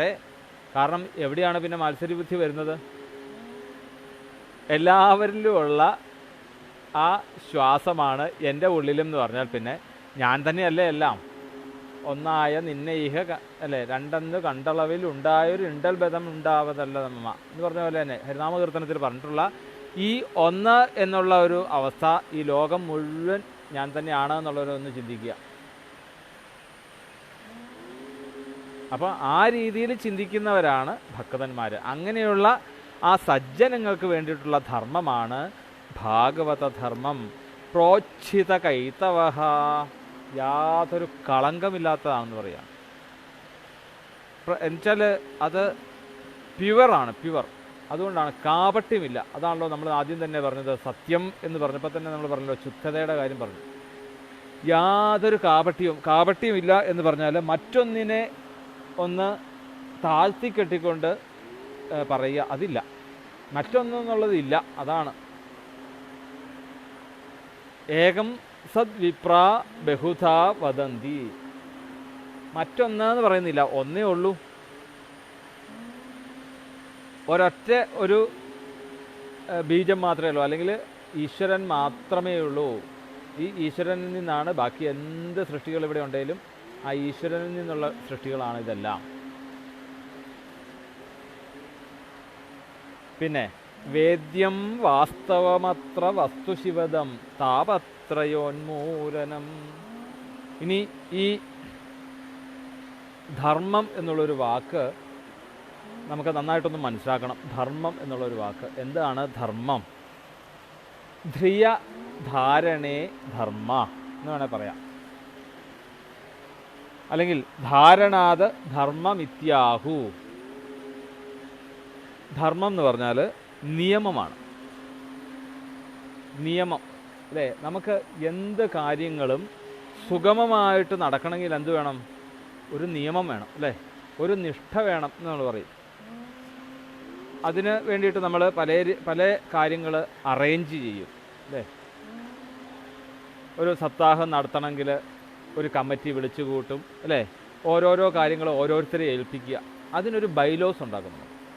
അതുപോലെയുള്ള ഒരു നിയമം നമുക്കും ഇവിടെ വിധിച്ചിട്ടുണ്ട്. നമ്മൾ പറഞ്ഞു എന്താണ് നമ്മളുടെ അടിസ്ഥാന ഗ്രന്ഥം എന്താണെന്നുള്ളത് നമ്മൾ കഴിഞ്ഞ ദിവസം പറഞ്ഞു. മതത്തിൻ്റെ എന്നല്ല കേട്ടോ. നമുക്ക് ഹിന്ദു മതമല്ല പ്രധാനം, നമുക്ക് മനുഷ്യനാണ്. മനുഷ്യന് വേണ്ടിയിട്ടുള്ളതാണ് ഭാഗവതം. ഭാഗവതമല്ല, വേദം അതിന് വേണ്ടിയിട്ടുള്ളതാണ്. ഇപ്പം നമ്മുടെ അടിസ്ഥാനം എന്ന് പറയുന്നത് വേദമാണ്. അല്ലാതെ അത് മുസ്ലിങ്ങൾക്ക് വേണ്ടാന്നോ ക്രിസ്ത്യാനികൾക്ക് അരുതെന്നോ അങ്ങനെയില്ല. മനുഷ്യർക്ക് തന്നെയല്ല, ജീവജാലങ്ങളുടെ നിലനിൽപ്പിന് വേണ്ടിയിട്ട് ഭഗവാൻ തന്നെ ബ്രഹ്മാവിനെ ഉപദേശിച്ചതായിട്ടുള്ള വേദം. അതാണ് നേരത്തെ പറഞ്ഞത്, തേനേ ബ്രഹ്മഹൃദായ ആദികവയെ. ഈ വേദം എന്ന് പറഞ്ഞാൽ, വേദം എന്നുള്ളതിൻ്റെ വാക്കിൻ്റെ അർത്ഥം വിത് ധാതുവിൽ നിന്ന് ആ അർത്ഥം അറിവെന്നേ ഉള്ളൂ അർത്ഥം വേദം എന്നുള്ളതിന്. നമ്മൾ പറഞ്ഞു നേരത്തെ ആ അറിവ് എന്താണെന്നുള്ളത് പറഞ്ഞു. എന്താണ് ഈ കാര്യകാരണബന്ധം, ആ കാരണക്കാരനായിട്ടുള്ള ആ ഈശ്വരൻ അല്ലേ. ഒരു കാര്യത്തിന് ഒരു കാരണമുണ്ടെന്ന് പറഞ്ഞാൽ ആ ഈശ്വരനാണ് എല്ലാത്തിൻ്റെയും കാരണം എന്നുള്ള തിരിച്ചറിവ് എപ്പോൾ നമുക്കുണ്ടാകുന്നതോ അതാണ് വേദം. ആ വേദം ഈ അറിവിനെ ഇങ്ങനെ എല്ലാവരിലേക്കും അടിച്ചേൽപ്പിക്കുന്ന രീതിയിലാണ് ഓരോ വാക്കുകളിലും ഈ ഒരു ഇതാണ് അതിൻ്റെ സ്ഥായി ആയിട്ടുള്ള ഭാവം എന്ന് പറയുകയാണ് അല്ലേ. ഏത് ഗ്രന്ഥത്തിനാണെങ്കിലും അല്ലെങ്കിൽ നമ്മളൊരു കഥ എഴുതുകയാണ്, ഈ കഥ എഴുതുമ്പം എല്ലാത്തിനും ഒരു സ്ഥായി ഭാവം വേണമെന്ന് പറയും. തുടക്കം മുതൽ അവസാനം വരെ അതിനൊരു സ്ഥായി ഭാവം, സ്നേഹമായിക്കോട്ടെ ദേഷ്യമായിക്കോട്ടെ, ഒരു സ്ഥായി ഭാവം എന്ന് പറയും. എപ്പോഴും സ്ഥിരമായിട്ട് നിൽക്കുന്നൊരു ഭാവം. അതിവിടെ എന്താണ്? ഇതാണ് ഈ വേദത്തിൻ്റെ ഒരു സ്ഥായി ഭാവം, അല്ലെങ്കിൽ വേദത്തിനെക്കുറിച്ച് അറിയേണ്ട ആ അർത്ഥം അതാണെന്ന് പറയും. അപ്പം അങ്ങനെയുള്ള ആ ധർമ്മമാണ് നമുക്ക് എഴുതി വച്ചിട്ടുള്ള വേദം. ഈ വേദമാണ് നമ്മളുടെ ധർമ്മ അധർമ്മങ്ങളെക്കുറിച്ച് മനസ്സിലാക്കാനുള്ള, അല്ലെങ്കിൽ നമ്മുടെ അടിസ്ഥാന ഗ്രന്ഥം ഈ വേദമാണ്. ഈ വേദത്തിൻ്റെ വേദാന്ത സാരമാണ് ഭാഗവതം. അതൊക്കെ നമ്മൾ ഇന്നലെ പറഞ്ഞു, ഒത്തിരി പറഞ്ഞു അതൊക്കെ അല്ലേ. വേദത്തിനെ നമുക്ക് വ്യക്തമായിട്ട് എല്ലാവർക്കും മനസ്സിലാകാത്തതുകൊണ്ട് ആ വേദത്തിലുള്ള ഈ സൂക്ഷ്മാർത്ഥത്തെ നല്ല ഹൃദയസ്പൃക്കായിട്ടുള്ള കഥകളിലൂടെ വേദവ്യാസ മഹർഷി നമുക്ക് കൊണ്ട് തന്നിരിക്കുകയാണ്. ധർമ്മവും അധർമ്മവും, വിധി നിഷേധങ്ങൾ എന്നൊക്കെ പറയും. പല ഭാഷകൾ പറയും എന്താണ് നമ്മൾ ചെയ്യേണ്ടതെന്നും, ഒരു മനുഷ്യനായിട്ട് ജനിച്ചാൽ എന്താണ് ചെയ്യേണ്ടത്, എന്താണ് ചെയ്യരുതാത്തത്, ഇതാണ് വിധി നിഷേധങ്ങൾ പറയുന്നത്. നമുക്ക് വിധിച്ചിട്ടുള്ളതും എന്താണ് അനർഹമായിട്ടുള്ളത്, അല്ലെങ്കിൽ ചെയ്യരുതാത്തത് എന്താണെന്നുള്ളത് മനസ്സിലാക്കി തരിക. അപ്പോൾ എന്താണ് അവിടെ പറയുന്ന വേദം ആർക്ക് വേണ്ടിയിട്ടുള്ളതാണ്? മനുഷ്യന് വേണ്ടിയിട്ടുള്ളതാണ്.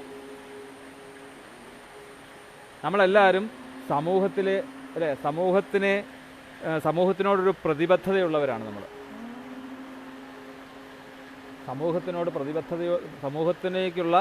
സമൂഹത്തിനോടുള്ള പ്രതിബദ്ധതയോടുകൂടിയാണ് നമ്മൾ ഓരോരുത്തരും നമ്മൾ ജീവിക്കുന്നത്. അപ്പം ഈ നിയമം എന്ന് പറയുന്നത്, അല്ലെങ്കിൽ ഈ ധർമ്മം എന്ന് പറയുന്നത് ഓരോരുത്തർക്കും ഓരോരോ ധർമ്മങ്ങളായിരിക്കും.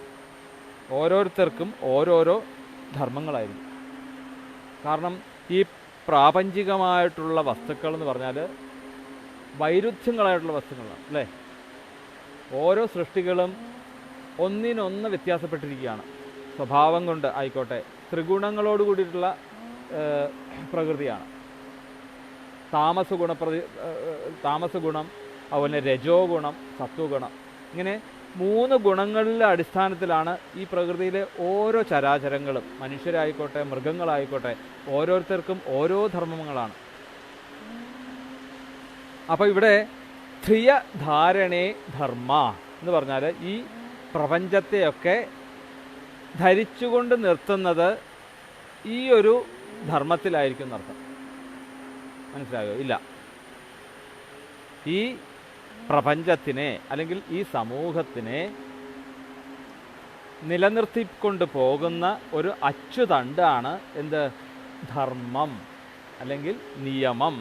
ധർമ്മം എന്ന് പറയാം.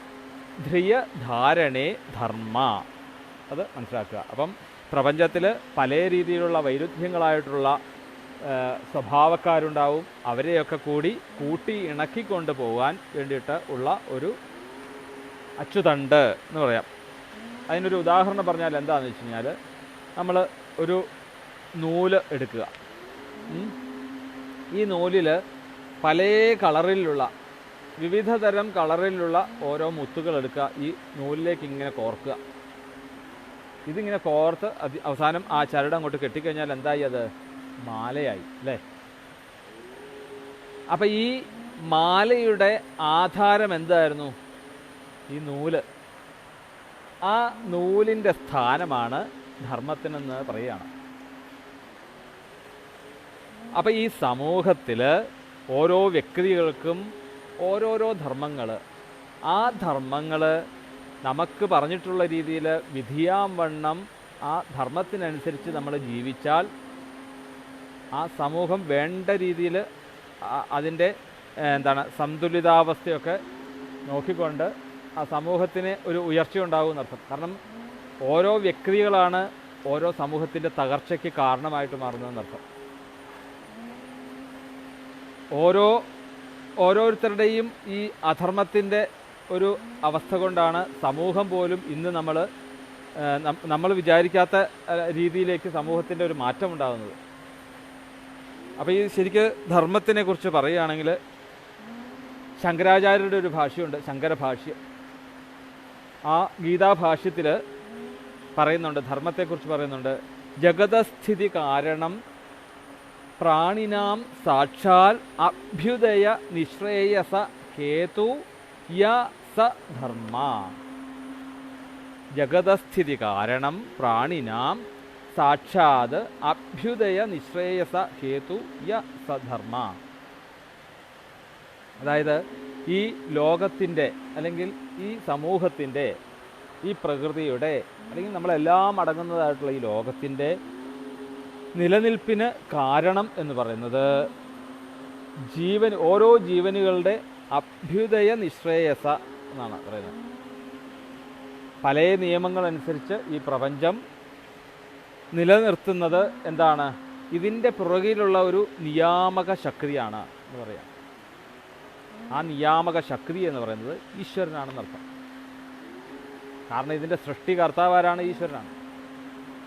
അപ്പോൾ പല വൈരുദ്ധ്യമായിട്ടുള്ള ഘടകങ്ങളെയൊക്കെ ഇവിടെ സൃഷ്ടിച്ചതിൻ്റെ കാരണക്കാരൻ ആരാണോ ആ ഈശ്വരൻ. ആ നിയാമക ശക്തി, എന്തിൻ്റെയും ഉണ്മയായിട്ട് നിൽക്കുന്നതായിട്ടുള്ള, അല്ലെങ്കിൽ കാരണഭൂതനായിട്ട് നിൽക്കുന്ന ആ നിയാമക ശക്തി എന്ന് പറയുന്ന ഈശ്വരൻ ആണ് ഇതിൻ്റെ കാരണം. അപ്പോൾ ഇവിടെ ഈ പ്രപഞ്ചത്തിലെ എല്ലാവർക്കും മനസ്സിലാവുന്നുണ്ടെന്ന് തോന്നുന്നു കേട്ടോ. എനിക്ക് കേൾക്കുന്നില്ല കറക്റ്റ്, ഇവിടെ നല്ല മഴയായതുകൊണ്ട്. അപ്പം ഈ പ്രപഞ്ചത്തിലെ വൈരുദ്ധ്യമായിട്ടുള്ള ഓരോ ഘടകങ്ങളെയും കൂട്ടി ഇണക്കിക്കൊണ്ട് ആ പ്രപഞ്ചത്തെ മുൻപോട്ട് കൊണ്ടുപോകാനുള്ള നിയമങ്ങളൊക്കെ, അല്ലെങ്കിൽ അതിൻ്റെ പുറകിലുള്ള നിയാമകൻ എന്ന് പറയുന്നത് ആ ഒരു ശക്തി ഈശ്വരനാണ്. ഈ ഈശ്വരൻ്റെ അച്ചുതണ്ടിലാണ് എല്ലാ ഘടകങ്ങളും പ്രവർത്തിക്കുന്നതെന്ന് പറയാം. അതിൽ ഏത് രീതിയിൽ നോക്കിയാലും രണ്ട് രീതിയിലാണ് നമ്മുടെ ധർമ്മങ്ങളുള്ളത്. അല്ലെങ്കിൽ നേരത്തെ പറഞ്ഞു നമ്മൾ കർമ്മങ്ങൾ, പ്രവൃത്തി ധർമ്മമുണ്ട്, അതുപോലെ തന്നെ നിവൃത്തി ധർമ്മമുണ്ട്. പ്രവൃത്തി ധർമ്മം എന്ന് പറഞ്ഞാൽ ഭൗതികതയിൽ ജീവിക്കുക, കർമ്മങ്ങൾ ചെയ്ത് ജീവിക്കുക. ആ ഭൗതികതയെ നേടുന്നതിന് വേണ്ടിയിട്ടുള്ളതാണ് പ്രവൃത്തി ധർമ്മം, പ്രവൃത്തി ചെയ്തുകൊണ്ടുള്ള ഇത്. നിവൃത്തി ധർമ്മം എന്ന് പറയുന്നത് അങ്ങനെയല്ല. ആധ്യാത്മികമായിട്ട് നമ്മൾ ഈ പ്രവൃത്തിയിലേക്ക് പോവാതെ കണ്ട് ആ ഭഗവാനിലേക്ക് പോകുന്ന വഴി, അതാണ് നിവൃത്തി ധർമ്മം. അപ്പം ഇവിടെ ഈ സമൂഹത്തിൽ ഓരോ വ്യക്തികൾക്കും ഉള്ള ധർമ്മം വേണ്ട രീതിയിൽ അനുഷ്ഠിച്ചെങ്കിൽ മാത്രമേ ആ സമൂഹത്തിന് ഉയർച്ചയുണ്ടാവുകയുള്ളൂ, അല്ലെങ്കിൽ ആ സമൂഹം വേണ്ട രീതിയിൽ മുമ്പോട്ട് പോവുകയുള്ളൂ. നമ്മളെല്ലാം കടപ്പെട്ടിരിക്കുന്നതാണെന്ന് പറയുകയാണ്. അതുകൊണ്ടാണ് നമ്മൾ ഈ ധാർമ്മികമായിട്ട് ജീവിക്കണം എന്ന് പറയാൻ തന്നെ കാരണം അതാണ്. എത്ര ഒരു നല്ലൊരു ഉദാഹരണമാണ് കൊറോണ, അല്ലേ? കോവിഡ്-19 എത്ര ഒരു നല്ലൊരു ഉദാഹരണമാണ്. ഈ കോവിഡ്-19 ഒരാൾക്ക് വന്നിട്ടുണ്ടെങ്കിൽ അയാൾ എന്താണ് അറിഞ്ഞുകൊണ്ട് ഈ പുറത്തേക്ക് ഇറങ്ങുകയും ഒക്കെ ചെയ്താൽ എത്ര കണ്ട് ദോഷമാണെന്നൊന്ന് ആലോചിച്ച് നോക്കുക നമ്മൾ. അതാണ് ഈ അധർമ്മത്തിൻ്റെയും ധർമ്മത്തിൻ്റെയും മഹത്വം. അതാണ്. അതുകൊണ്ടാണ് നമ്മൾ ധർമ്മം അറിഞ്ഞ് നമ്മൾ പ്രവർത്തിക്കണം എന്ന് പറയുന്നതാണ്. ഓരോ വ്യക്തിക്കുമുണ്ട് ഇവിടുത്തെ ബാധ്യത. ഈ ഓരോ വ്യക്തികളും അനുഷ്ഠിക്കുന്നതായിട്ടുള്ള ഈ ധർമ്മത്തിൻ്റെ ഒരു ആകെ തുകയാണ് എന്ത്? സമൂഹം എന്ന് പറയുന്നത്. അപ്പം നമ്മളുടെ ഗൃഹത്തിൽ നമ്മൾ ഈ ധാർമ്മികത നമ്മൾ കാണിച്ചില്ലെങ്കിൽ അവിടുന്നേ തുടങ്ങി പിഴവ്. എന്നാലോചിച്ച് നോക്കൂ. നമ്മളുടെ ഗൃഹത്തിൽ ഈ ധാർമ്മികത എന്നൊക്കെ പറയുമ്പോൾ നേരത്തെ പറഞ്ഞതൊക്കെ തന്നെ എന്താണ് തെറ്റ്? ആ തെറ്റ് ചെയ്യാതിരിക്കുക, അല്ലേ? ഇപ്പം എല്ലാം പറഞ്ഞു തന്നിട്ടാണോ നമ്മൾ ചെയ്യുന്നത്? അല്ല. നമുക്ക് എന്താണ് അമ്മയിൽ നിന്ന് തന്നെ നമുക്ക് സംസ്കാരം കിട്ടുകയാണ്, അല്ലേ? അമ്മ തരുന്ന സ്തന്യപാനത്തിൽ നിന്നും നമ്മുടെ സംസ്കാരം, നമുക്ക് ആ സനാതന സംസ്കാരം നമ്മുടെ ഉള്ളിലേക്ക് നമുക്ക് കിട്ടുന്നുണ്ട്. അന്ന് മുതലേ നമ്മൾ ആചരിച്ചുകൊണ്ടിരിക്കുകയാണ്. ആരോടും പറയണ്ട, അല്ലേ? ഈ ഓരോ കാര്യങ്ങളൊന്നും നമ്മൾ തന്നെ കണ്ടറിഞ്ഞ് വരികയാണ്. എങ്ങനെ? സദാചാരം. നമ്മൾ നേരത്തെ പറഞ്ഞ പോലെ തന്നെ മഹത്തുക്കൾ അല്ലെങ്കിൽ ഈ ആയിക്കോട്ടെ, അല്ലെങ്കിൽ ഇതിനു മുമ്പ് പ്രവർത്തിച്ചവരായിക്കോട്ടെ, അവർ ചെയ്യുന്ന വഴികൾ കണ്ട് ചെയ്യും. കുട്ടികളൊക്കെ അങ്ങനെയാണല്ലോ. അവരെയൊന്നും നമ്മൾ ഇപ്പം വീടുകളിലുള്ള കാര്യങ്ങളൊന്നും നമ്മൾ പറഞ്ഞ് ഒന്നും പഠിപ്പിക്കാറൊന്നുമില്ല, ഉണ്ടോ? അവർ ഓരോരോ സ്റ്റേജ് ആകുമ്പോഴത്തേക്കും അവർക്ക് ഓരോന്നും മനസ്സിലാക്കി അവർ ചെയ്തോളും. ഇത് കണ്ടാണ് ആര് വളരുന്നത്? ഈ കുട്ടികൾ വളരുന്നത്. അപ്പം ഈ കുട്ടികൾ വളരുന്നതും ഈ കുട്ടികളിലുണ്ടാകുന്ന ദൂഷ്യങ്ങൾക്കൊക്കെ കാരണം ആരാണ്? ആലോചിച്ച് നോക്കൂ. ആരാണ്? നമ്മളാണ് ഇതിന് കാരണങ്ങൾ. നല്ലതായാലും ചീത്തയായാലും ഈ ഗൃഹത്തിലെ ആൾക്കാരാണ്, അല്ലെങ്കിൽ ഗൃഹത്തിൽ അയാളുടെ കൂടെ വസിക്കുന്ന ആളുകൾ തന്നെയാണ് അതിൻ്റെ കാരണക്കാർ. അപ്പം ഇങ്ങനെ ധാർമ്മികമായിട്ട് നമ്മൾ ജീവിച്ചെങ്കിൽ മാത്രമേ നമ്മളുടെ ഗൃഹം സൗഖ്യമായിട്ട് പോവുള്ളൂ, അല്ലെങ്കിൽ ശാന്തമായിട്ട് പോവുള്ളൂ. ഈ ഗൃഹം ശാന്തമായാലേ സമൂഹം ശാന്തമാവുകയുള്ളൂ. ഈ സമൂഹം ശാന്തമായാലേ സംസ്ഥാനം, അല്ലെങ്കിൽ അങ്ങനെ അങ്ങോട്ട് പോയി കഴിഞ്ഞാൽ പഞ്ചായത്ത്, സംസ്ഥാനം, രാജ്യം, ലോകം, അങ്ങനെയാണ്. ഇതെല്ലാം ഓരോ വ്യക്തികൾക്കും അതിൻ്റെ പങ്കുണ്ടെന്ന് പറയുകയാണ്. അപ്പം നമുക്ക് പറഞ്ഞിട്ടുള്ള ഈ വൈദിക കർമ്മങ്ങൾ, വേദത്തിൽ നിന്നും വിധിച്ചിട്ടുള്ള വൈദിക കർമ്മങ്ങൾ, നമുക്കായിട്ട് പറഞ്ഞു തന്നിട്ടുള്ള കർമ്മങ്ങളെക്കുറിച്ചും അല്ലെങ്കിൽ ധർമ്മങ്ങളെക്കുറിച്ചും നമ്മൾ മനസ്സിലാക്കിയിരിക്കണം എന്ന് പറയുകയാണ്. അപ്പം ഇത് നമ്മൾ മനസ്സിലാക്കിയില്ലെങ്കിലോ?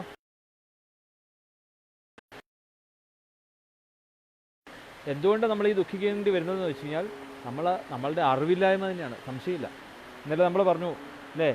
ഈ എന്താണ് എന്താ പറയുക, ആത്മഹത്യയുടെ കാര്യം പറഞ്ഞു. കഴിഞ്ഞ ദിവസം ഒരു പത്രത്തിൽ വായിച്ചു, ഒരാൾ കോവിഡ്-19 കുറിച്ച് ഒന്ന് പരിശോധിക്കാൻ പോയതാണ്. പരിശോധിച്ച് പോസിറ്റീവാണോ നെഗറ്റീവാണോ എന്ന് അറിഞ്ഞിട്ടില്ല. അതിനു മുമ്പ് തന്നെ മുകളിൽ നിന്ന് എടുത്ത് താഴോട്ട് ചാടി. ആലോചിച്ച് നോക്കൂ.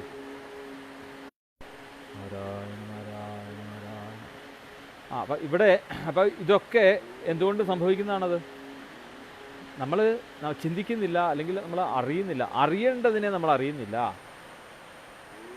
അതിനു വേണ്ടിയിട്ടാണ് വേദവ്യാസ മഹർഷി ഇത്രയും പുരാണങ്ങളും ഇതൊക്കെ എഴുതി വച്ചിരിക്കുന്നത്. എന്നിട്ട് ഇതിപ്പോൾ ഈ 60 വയസ്സ് കഴിഞ്ഞിട്ടുള്ള വയസ്സായിട്ടുള്ളവർക്ക് ആണ് പറഞ്ഞിട്ടുള്ളതെന്ന് പറഞ്ഞാൽ നമുക്ക് എങ്ങനെ ഇത് അംഗീകരിക്കാൻ പറ്റും? കുട്ടികൾക്കാണിതുള്ളത്. കുട്ടികൾക്ക് വേണ്ടതാണ് ഈ ഭാഗവതവും ഭഗവത്ഗീതയും ഒക്കെ കുട്ടികളെ പറഞ്ഞ് മനസ്സിലാക്കണം. കാരണം എന്താണ്? അതുകൊണ്ടാണ് പ്രഹ്ലാദൻ പറഞ്ഞത്, കൗമാര ആചരേൽ പ്രാജ്ഞോ ഭഗവതാനിഹ ധർമാൻ ഭഗവതാനിഹ. കാരണം ആ കുട്ടികളിൽ ഇത് ശീലിപ്പിച്ചെങ്കിൽ മാത്രമേ അവരുടെ ഒരു സമയമാവുമ്പോൾ ഇത് അവരുടെ കുട്ടികളിൽ അവർക്ക് പറഞ്ഞു കൊടുക്കാൻ സാധിക്കുകയുള്ളൂ. നമ്മളൊന്നും ഇപ്പോഴും ക്ഷേത്രത്തിലോട്ടും ഈ ട്യൂഷൻ പഠിത്തം എന്നൊക്കെ പറഞ്ഞുകൊണ്ട് നമ്മൾ ക്ഷേത്രത്തിലോട്ടും വിടുന്നില്ല, ആ ആധ്യാത്മികമായിട്ടുള്ള ഒരു വിദ്യാഭ്യാസത്തിനും നമ്മൾ തയ്യാറാകുന്നില്ല. ഏറ്റവും വലിയൊരു ദോഷമാണ് നമ്മളിന്ന് ചെയ്യുന്നത്. ആ കുട്ടികളോട് കാണിക്കുന്ന ഒരു ക്രൂരതയാണ് ശരിക്കും. ഒന്ന് ആലോചിച്ച് നോക്കൂ, ഈ 60 വയസ്സ് കഴിഞ്ഞിട്ട് നമുക്ക് ഇതിനെക്കുറിച്ച് ഒന്നാമതേ നമുക്ക് വേദാന്തങ്ങളൊക്കെ ഒന്ന് മനസ്സിലാക്കണമെങ്കിൽ അതിന് നല്ല ഫ്രഷ് ആയിട്ടുള്ള ബുദ്ധി വേണം. കാരണം നമ്മൾ 60 വയസ്സ് കഴിയുമ്പോഴത്തേക്കും നമ്മുടെ ഇന്ദ്രിയങ്ങളൊക്കെ ക്ഷയിച്ചു തുടങ്ങി. ജ്ഞാനേന്ദ്രിയങ്ങളൊക്കെ നമ്മൾ ക്ഷയിച്ചു തുടങ്ങും. നമ്മൾ ഇന്നത്തെ നമുക്കൊരു രീതി ആയിരിക്കില്ല നമുക്ക് 10 വർഷം കഴിയുമ്പോഴത്തേ അങ്ങോട്ട് വരുന്നത്. അപ്പോൾ തീർച്ചയായിട്ടും ആ കുട്ടിക്കാലത്ത് തന്നെ ഈ ഒരു തത്വങ്ങളൊക്കെ അല്ലെങ്കിൽ ഈ ഒരു ധർമ്മ-അധർമ്മങ്ങളെയൊക്കെ അവരിൽ മനസ്സിലാക്കി വെച്ച് കഴിഞ്ഞാൽ എളുപ്പമുണ്ട് കാര്യങ്ങൾ. 6 വയസ്സിൽ തുടങ്ങും, ബ്രഹ്മചര്യം തുടങ്ങും. ഇതൊക്കെ ഒരു അടിസ്ഥാനപ്പെടുത്തിക്കൊണ്ടാണ് ബ്രാഹ്മണരുടെയൊക്കെ ജീവിതം ഉണ്ടായിരുന്നത്. അതുകൊണ്ടാണ് അവരെ ഒന്ന് ഉയർത്തി ഈ സമൂഹത്തിലൊന്ന് ഉയർത്തി എന്നുള്ളതുള്ളൂ. ഈ ബ്രാഹ്മണ ക്ഷത്രിയ വൈശ്യ ശൂദ്രൻ എന്ന് പറയുന്നതൊക്കെ ഈ ധർമ്മത്തിൽപ്പെട്ടതാണ്. ഭഗവാൻ തന്നെ നിശ്ചയിച്ചിരിക്കുന്നതാണ്. കാരണം ഒരു കസേരയ്ക്ക് അല്ലേ 4 കാലുണ്ടെങ്കിൽ അത് നിൽക്കൂ, അല്ലേ? ഒരു കാലില്ലെങ്കിൽ അത് നിൽക്കുകയല്ല, വെക്കാൻ പറ്റില്ല. അല്ലെങ്കിൽ 2 കാലുകൊണ്ട് കസേരയല്ല, മേശയാണെങ്കിൽ മേശ, കസേരയാണെങ്കിലും അതെ 4 കാല് വേണം. അപ്പം ഈ 4 കാലിനും അതേപോലെ ഒരേപോലെ അവർക്ക് പ്രാധാന്യം ഉണ്ടെന്ന് പറയുകയാണ് അവിടെ. പക്ഷേ പ്രാധാന്യം എന്ന് പറഞ്ഞാൽ ഈ അറിവിനനുസരിച്ച് ഓരോരുത്തർ ഓരോ ക്ലാസ്സായിട്ട് മാറ്റും, അല്ലേ? നമുക്കിപ്പോൾ ഒരു കമ്പനിയിലാണെങ്കിൽ എങ്ങനെയാണ്? കമ്പനിയിൽ അവിടുന്ന് സ്വീപ്പർ തുടങ്ങി, സ്വീപ്പർ, പ്യൂണ്, ക്ലർക്ക്, അല്ലേ? എക്സിക്യൂട്ടീവ് പൊസിഷനിലുള്ളവർ, ഇങ്ങനെ ഓരോരോ തട്ടുകളിലായിട്ടാണ് അവിടെ കമ്പനിയിലൊക്കെ ആൾക്കാരെ വെച്ചിട്ട്. എന്തിനാണ് അങ്ങനെ ഒരു തട്ട് വെച്ചിരിക്കുന്നത്? ഓരോരുത്തരുടെയും അറിവിനനുസരിച്ചാണ് വെച്ചിരിക്കുന്നത്. എന്നാൽ ഇവർക്കൊക്കെ ഇവരുടേതായിട്ടുള്ള മഹത്വങ്ങളില്ലേ? ഒരു പ്യൂൺ ഇല്ലെങ്കിൽ ആ ഡോറ് അല്ലെങ്കിൽ ഇത് തുറക്കാനോ അല്ലെങ്കിൽ അവിടെ അടിച്ചു വാരാനോ ഒക്കെ ആളില്ലെങ്കിൽ പറ്റില്ല. അതും അവിടുത്തെ പ്രധാനമാണ്. ഒരു ഓഫീസിനെ സംബന്ധിച്ചിടത്തോളം ഇവരെല്ലാവരും ഒരേ പ്രാധാന്യമുള്ളവരാണ്. പിന്നെ അവരവരുടെ യോഗ്യതയ്ക്ക് അനുസരിച്ച്, അറിവിനനുസരിച്ച് അവരെ ഒന്ന് തരംതിരിച്ചിരിക്കുന്നു എന്ന് മാത്രം. അതേ തരംതിരിവാണ് ഈ ബ്രാഹ്മണർ, ക്ഷത്രിയർ, വൈശ്യർ, ശൂദ്രരായിട്ട് ഭഗവാൻ തന്നെ അല്ലെങ്കിൽ വേദവ്യാസൻ തന്നെ വേദത്തിൽ പറഞ്ഞിരിക്കുന്നത്. അവിടെ കുലത്തിനല്ല അവിടെ മാഹാത്മ്യം, നമ്മളുടെ പ്രവർത്തികൾക്കാണ് മാഹാത്മ്യം. ഈ പ്രവർത്തി കണ്ടിട്ട് സമൂഹമാണ് നിശ്ചയിക്കുന്നത് നീ ബ്രാഹ്മണനാണ്, നീ വൈശ്യനാണ്, നീ ക്ഷത്രിയനാണെന്ന് ആരാ നിശ്ചയിക്കുന്നത്? സമൂഹമാണ് നിശ്ചയിക്കേണ്ടത്. നമ്മുടെ ലക്ഷണങ്ങൾ കണ്ടിട്ടാണ് നിശ്ചയിക്കുന്നത്. അപ്പോൾ അങ്ങനെയുള്ള ആ ധർമ്മം, കൈതവം ഇല്ലാത്തതായിട്ടുള്ള, അതായത് കളവില്ലാത്തതായിട്ടുള്ള ആ ധർമ്മം, അതിൽ മഹാഭാരതത്തിൽ ധർമ്മത്തിനെ പറ്റി നല്ലൊരു ഡെഫിനിഷൻ പറയുന്നുണ്ട്. ശ്രൂയതാം ധർമ്മ സർവസ്വം ശ്രുതം ചൈവ അവധാര്യതാം, ശ്രുതം ച ഏവ അവധാര്യതാം, ആത്മനഃ പ്രതികൂലാനി പരേഷാം ന സമാചരേത്. ആത്മന പ്രതികൂലാനി പരേഷാം ന സമാചരേത്. എന്താണ്? ശ്രൂയതാം ധർമ്മ സർവസ്വം. നമ്മൾ ചെയ്യുന്ന പ്രവർത്തികൾ മറ്റുള്ളവർക്ക് അപ്രിയമായിട്ട് വരരുത്. എത്ര ഉദാത്തമായിട്ടുള്ളൊരു ആശയമാണ് വേദം നമുക്ക് കാണിച്ചു തന്നിട്ടുള്ളത്. നേരത്തെ നമ്മൾ ഈശ്വര സങ്കല്പം പറഞ്ഞ പോലെ തന്നെ എല്ലാവരെയും സ്നേഹിക്കണം എന്ന് പറഞ്ഞ അതേ സംഭവം തന്നെയാണ് ഇവിടെ പറയുന്നത്. വേദം നമ്മൾ പറയുന്നതാണ്. അതിൽ ഭാരതം നമുക്ക് പറഞ്ഞു തരികയാണ്. ശ്രൂയതാം ധർമ്മ സർവസ്വം ശ്രുതം ചൈവ അവധാര്യതാം. അതായത് എനിക്കെന്താണോ പ്രിയമായിട്ടുള്ളത്, എനിക്കെന്താണോ ഇഷ്ടമായിട്ടുള്ളത്, നീ അത് തന്നെ സമൂഹത്തിലേക്കും ചെയ്യാവുള്ളൂ, അല്ലെങ്കിൽ മറ്റുള്ളവരിലേക്കും ചെയ്യാവുള്ളൂ. ആത്മന പ്രതികൂലാനി പരേഷാം ന സമാചരേതെന്നാണ് പറയുന്നത്. ആത്മന പ്രതികൂലാനി പരേഷാം ന സമാചരേത്. പ്രതികൂല അവസ്ഥയിൽ അതിൽ പ്രതികൂലമായിട്ടാണ് അവർക്കത് അനുഭവപ്പെടുന്നതെങ്കിൽ ഒരിക്കലും അത് ആചരിക്കരുത്. ആ ധർമ്മം അത് ധർമ്മമല്ല, അത് അധർമ്മമാണ്. ഇപ്പം ചുരുക്കി പറഞ്ഞാൽ മറ്റുള്ളവർക്ക് അപ്രിയമാവരുത് നമ്മളുടെ ഒരു കർമ്മവും. മനസ്സുകൊണ്ടായിക്കോട്ടെ, വാക്കുകൊണ്ടായിക്കോട്ടെ, പ്രവർത്തികൾ കൊണ്ടായിക്കോട്ടെ, ഒരിക്കലും മറ്റുള്ളവർ വേദനിക്കരുത്. അതാണ് ഇതിൻ്റെ തത്വം എന്നർത്ഥം. അതാണ് ധർമ്മം. മഹാഭാരതം കാണിച്ചു തരുന്ന ധർമ്മമാണ്. അപ്പോൾ ഒന്ന് ആലോചിച്ച് നോക്കൂ, ഈ മഹാഭാരതമാണ് വീട്ടിൽ വെച്ചാൽ എന്ത് പറ്റും? തല്ലുകൂടും എന്നൊക്കെ പറഞ്ഞു. എത്ര കണ്ട് ബുദ്ധി മോശമാണെന്ന് ആലോചിച്ച് നോക്കും. നമ്മളുടെ ആ 1,00,000 ശ്ലോകങ്ങളാണ് മഹാഭാരതം. 1,00,000 ശ്ലോകങ്ങളൊക്കെ വന്നത് ഓരോ കാലഘട്ടത്തിലും അതിൽ കൂട്ടി എഴുതുമായിരിക്കും. അങ്ങനെയാണ് 1,00,000 ശ്ലോകമൊക്കെ ആയത്. എന്തായാലും ഈ മഹാഭാരതമൊക്കെ നമ്മളുടെ കുട്ടികളെയും നമ്മളും പഠിച്ചിരിക്കേണ്ട ഒരു ഗ്രന്ഥമാണ്. മഹാഭാരതത്തിലെ കഥാപാത്രങ്ങൾ, പാണ്ഡവന്മാർ, കുന്തിദേവി, ഇതൊക്കെ നമ്മുടെ ജീവിതത്തിലെ ഓരോരോ അനുഭവങ്ങളൊക്കെ ആയിട്ട് നമുക്കതിനെ കണക്ട് ചെയ്ത് പറയാൻ പറ്റും. അതിൻ്റെ സ്ഥൂലാർത്ഥം എടുത്തു കഴിഞ്ഞാൽ, അത് സൂക്ഷ്മാർത്ഥം എടുത്തു കഴിഞ്ഞാൽ, ആ മഹാഭാരതത്തിലാണ് പറയുന്നത് ശ്രൂയതാം ധർമ്മ സർവസ്വം ശ്രുതം ചൈവ അവധാര്യതാം, പിന്നെ ആത്മന പ്രതികൂലാനി പരേഷാം ന സമാചരേത്. എനിക്ക് ഇഷ്ടമല്ലാത്തതായിട്ടുള്ള ഒരു പ്രവൃത്തിയും നീ മറ്റൊരാളിൽ അടിച്ചേൽപ്പിക്കരുത്, മറ്റൊരാളോട് ചെയ്യരുത്. ഇത് തന്നെ നമ്മുടെ ക്രിസ്തു മതക്കാരുടെ ബൈബിളിലും പറയുന്നുണ്ട് അല്ലേ. മറ്റുള്ളവർ നിന്നോട് എങ്ങനെ പെരുമാറണമെന്ന് നീ ആഗ്രഹിക്കുന്നുവോ അതുപോലെ നീയും പെരുമാറുക എന്ന് പറയുകയാണ് അല്ലേ.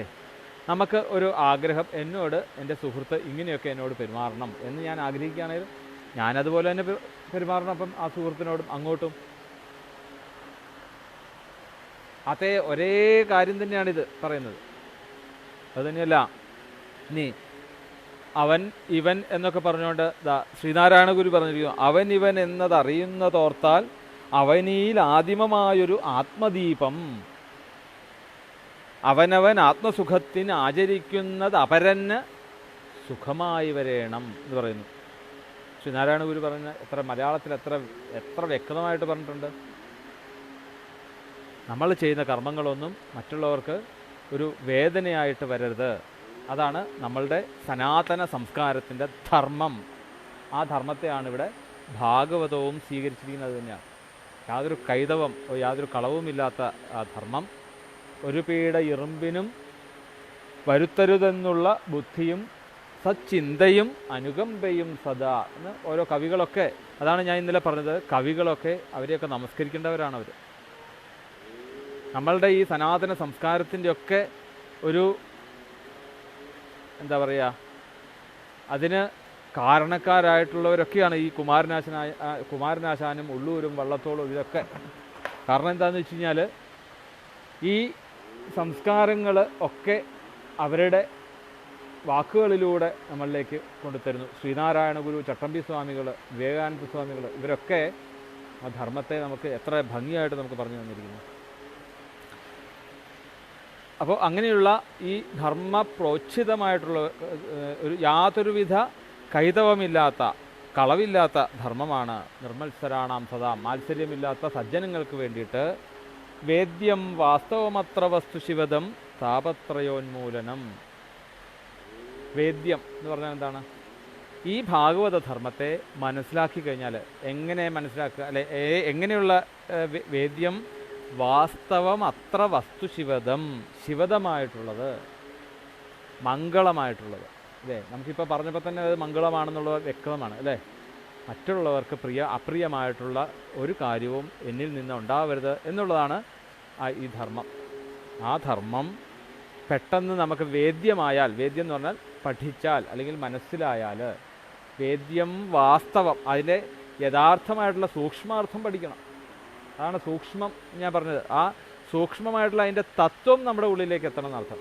അപ്പം വേദ്യം വാസ്തവം അത്ര വസ്തു ശിവദം, ഇത്രയും മംഗളകരമായിട്ടുള്ള ഈ ധർമ്മത്തെ നമ്മൾ മനസ്സിലാക്കി കഴിഞ്ഞാൽ എന്താണ് വരുന്നത്? താപത്രയോന്മൂലനം. നമ്മൾ പറഞ്ഞു 3 രീതിയിലുള്ള താപങ്ങൾ. ഈ താപങ്ങളെയൊക്കെ ഉന്മൂലനം ചെയ്യുമെന്നാണ് പറഞ്ഞത്. എന്താണ്? നശിപ്പിക്കുമെന്നല്ല പറയുന്നത്, വേരോടെ പിഴുത് എടുത്ത് കളയും എന്ന് പറയാം ഈ ഭാഗവത ധർമ്മങ്ങളെ കൊണ്ട്. അതിനെ വേദ്യം മനസ്സിലാക്കി കഴിഞ്ഞാൽ, ഇനി ശ്രീമദ് ഭാഗവതേ മഹാമുനികൃതേ കിം വാ പരൈരീശ്വര സദ്യോ ഹൃദ്യവരുധ്യത്തെ എത്ര കൃതിഭി ശുശ്രൂഷുഭി തൽക്ഷണാത്. ആദികവിയായിട്ടുള്ള മഹാമുനിയായിട്ടുള്ള, എന്താണ് മുനി എന്ന് പറഞ്ഞു കഴിഞ്ഞാൽ മനനം ചെയ്തുകൊണ്ടിരിക്കുന്ന ആളാണ് മുനി.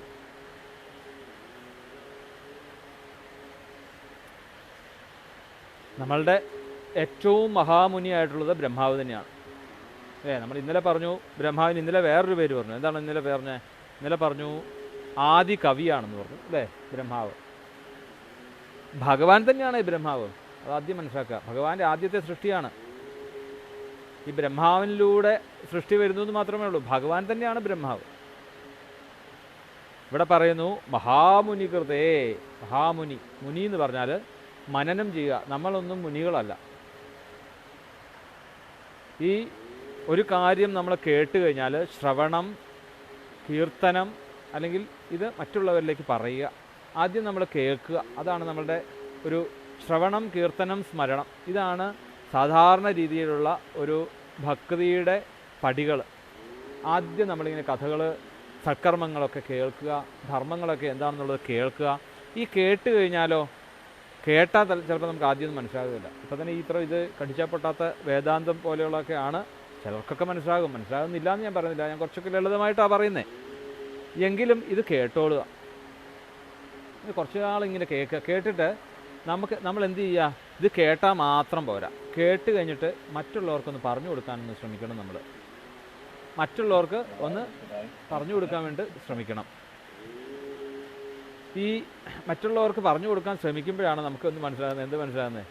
ഒന്നും മനസ്സിലായിട്ടില്ല എന്നുള്ളത് നമുക്ക് മനസ്സിലാകുന്നത്. കാരണം നമുക്ക് കേൾക്കുമ്പോൾ വിചാരിക്കും നമുക്ക് ഇതെല്ലാം അറിയാമെന്ന് വിചാരിക്കും. പക്ഷേ ഈ അറിയാമെന്ന് വിചാരിക്കുക മാത്രമേ ഉള്ളൂ. പക്ഷേ ഒരാൾക്ക് പറഞ്ഞു കൊടുക്കുമ്പോഴത്തേക്കാണ് ഇതെന്താ ഇപ്പോൾ വന്ന് തിരുമേനി വിചാരിച്ചത് എന്നൊക്കെ ഒരു തോന്നൽ വരും. അപ്പോൾ അവിടെ എന്താ ഉണ്ടാകുന്നതെന്ന് അറിയാമോ നിങ്ങൾക്ക്? നമ്മൾ കേട്ടപ്പം നമുക്ക് ചെറിയ ഒരു ദോഷം നമ്മുടെ ഉള്ളിലേക്ക് വന്നു. എന്താണെന്നറിയാമോ? നമുക്ക് പറഞ്ഞതൊക്കെ എനിക്ക് മനസ്സിലായി എന്നുള്ള ഒരു അഹങ്കാരം നമ്മുടെ ഉള്ളിലേക്ക് അവിടെ അപ്പം തന്നെ ഇഞ്ചക്റ്റ് ചെയ്തു. ഈ സാധനം നമ്മുടെ ഉള്ളിലോട്ട് കയറിക്കഴിഞ്ഞാൽ നമുക്കൊരു കാലത്തും ഇത് അറിയാൻ സാധിക്കുകയില്ല.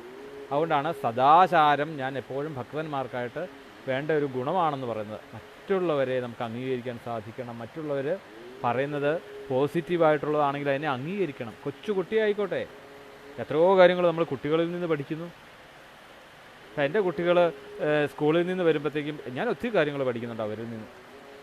നമുക്കറിയില്ല എവിടെയാണ് ഗുരുനാഥൻ എന്നൊന്നും നമുക്ക് പറയാൻ പറ്റില്ല.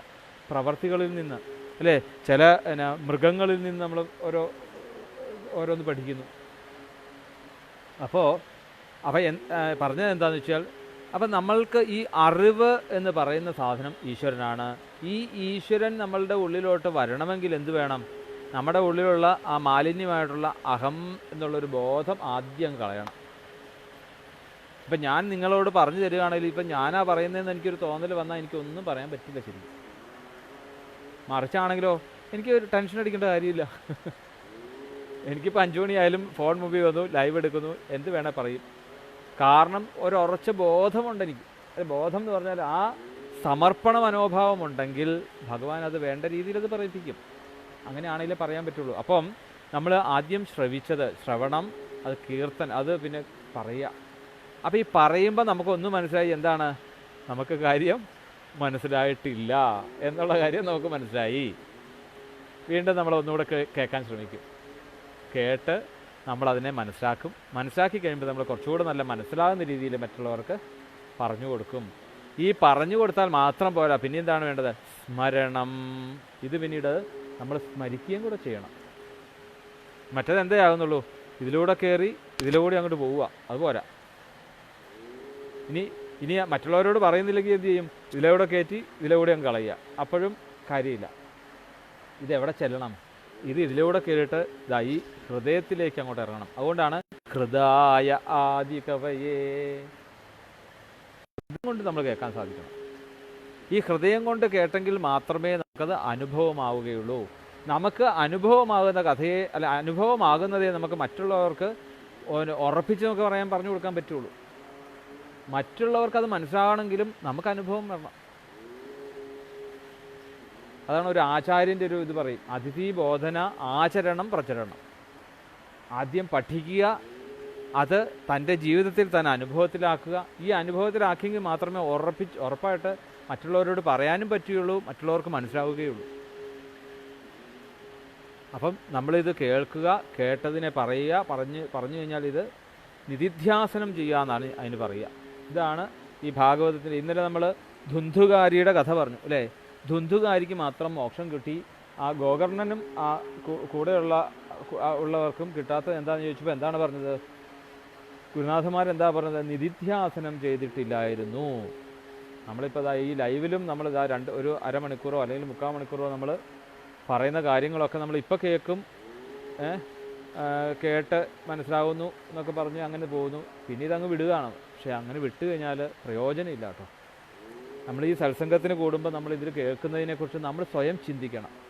തിരുമേനി പറഞ്ഞത് എന്തെങ്കിലുമൊക്കെ പിഴ കൊണ്ടുപോകുന്ന കൂടി അങ്ങനെയും ചിന്തിക്കാമല്ലോ അല്ലേ? നമുക്ക് കൂടുതൽ അതാ താല്പര്യം. എന്തെങ്കിലും തെറ്റുകൾ കാണാനാണ് നമുക്ക് കൂടുതൽ. ആയിക്കോട്ടെ, എന്നാലും അത് നല്ലതാണ്. ആ തെറ്റ് കണ്ടുപിടിക്കണം. ആ തെറ്റ് കണ്ടുപിടിച്ചിട്ട് തിരിച്ച് പറഞ്ഞു കൊടുക്കുമ്പം അതാണ് ഏറ്റവും വലിയൊരു മഹത്വം. തിരിച്ച് നമ്മൾക്ക് തിരുമേനി പറഞ്ഞതിൽ ഒരു ചെറിയ പിഴവുണ്ട് കേട്ടോ തിരുമേനി, അതൊന്ന് തിരുത്തി പറഞ്ഞാൽ നന്നാവും. അവിടെയാണ് ഏറ്റവും വലിയ മഹത്വം ഇരിക്കുന്നത്. അപ്പോൾ നമ്മൾ ഇത് മനസ്സിലാക്കുക.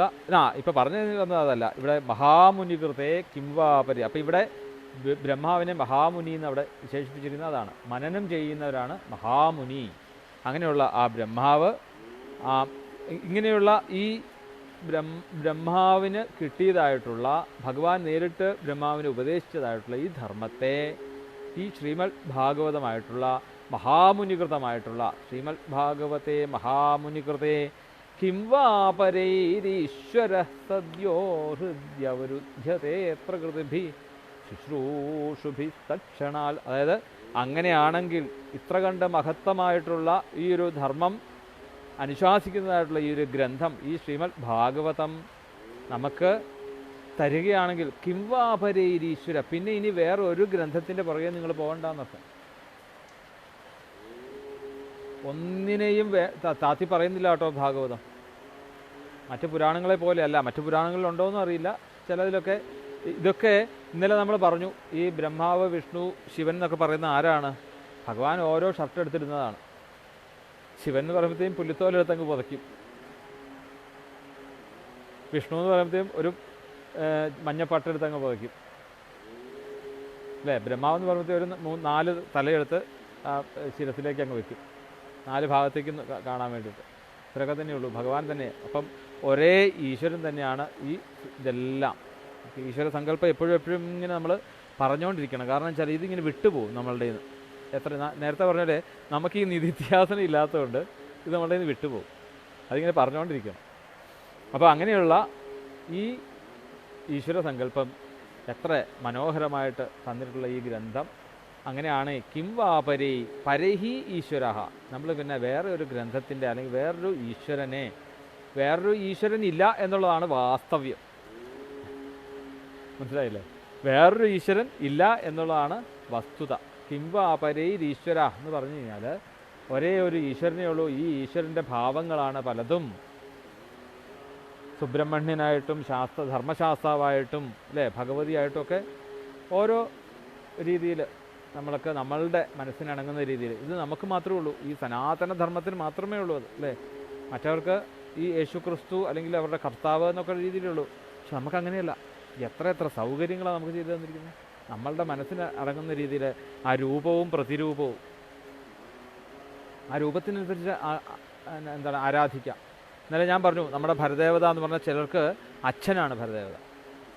എനിക്ക് ആദ്യമൊക്കെ കുട്ടിക്കാലത്തൊക്കെ എൻ്റെ അച്ഛനായിരുന്നു എൻ്റെ ഗുരുനാഥൻ, അല്ലെങ്കിൽ എൻ്റെ ഈശ്വരൻ എന്ന് പറയുന്ന അച്ഛനായിരുന്നു. അധ്യായം ശ്ലോകം ഏതൊന്നുകൂടി പറയാമോ? 1-ാമത്തെ അധ്യായം പ്രഥമ സ്കന്ധമാണ്. മലയാളം പുസ്തകമാണെങ്കിൽ ഇത് മാഹാത്മ്യമാണ് ആദ്യം അതിനകത്ത് കാണിക്കുന്ന 6 അധ്യായം. അതല്ല, അത് കഴിഞ്ഞിട്ട് പ്രഥമ സ്കന്ധത്തിൽ 1-ാമത്തെ അധ്യായത്തിൽ 2-ാമത്തെ ശ്ലോകമായിട്ടുള്ളൂ. നമ്മൾ പതുക്കെയാണ് പോകുന്നത്. എന്തായാലും അപ്പം അങ്ങനെയുള്ള ആ ഭാഗവതം നമുക്ക് കിട്ടിക്കഴിഞ്ഞാൽ കിംബ വേറൊരു ഈശ്വരനെ അല്ലെങ്കിൽ വേറൊരു ഗ്രന്ഥത്തെ ആശ്രയിക്കേണ്ട. സദ്യോഹൃദ്യ അവരുദ്ധ്യതേത്ര കൃതിഭി, പെട്ടെന്ന് തന്നെയാണ് ഇതിൻ്റെ ഫലം കിട്ടുക എന്ന് പറയാം. പെട്ടെന്ന് തന്നെയാണ് ഈ ഭാഗവത ധർമ്മത്തെ നമ്മൾ ആചരിച്ചു കഴിഞ്ഞാൽ ഇനി എന്താണ് 2 വർഷത്തേക്കൊന്നും നോക്കിയിരിക്കണ്ട ഫലം കിട്ടാൻ. അപ്പം തന്നെ ആ സ്പോട്ടിൽ ഫലം കിട്ടുമെന്നർത്ഥം. നിങ്ങളൊന്ന് പരീക്ഷിച്ച് നോക്കിക്കോളൂ എന്തായാലും നാളെ തൊട്ട്.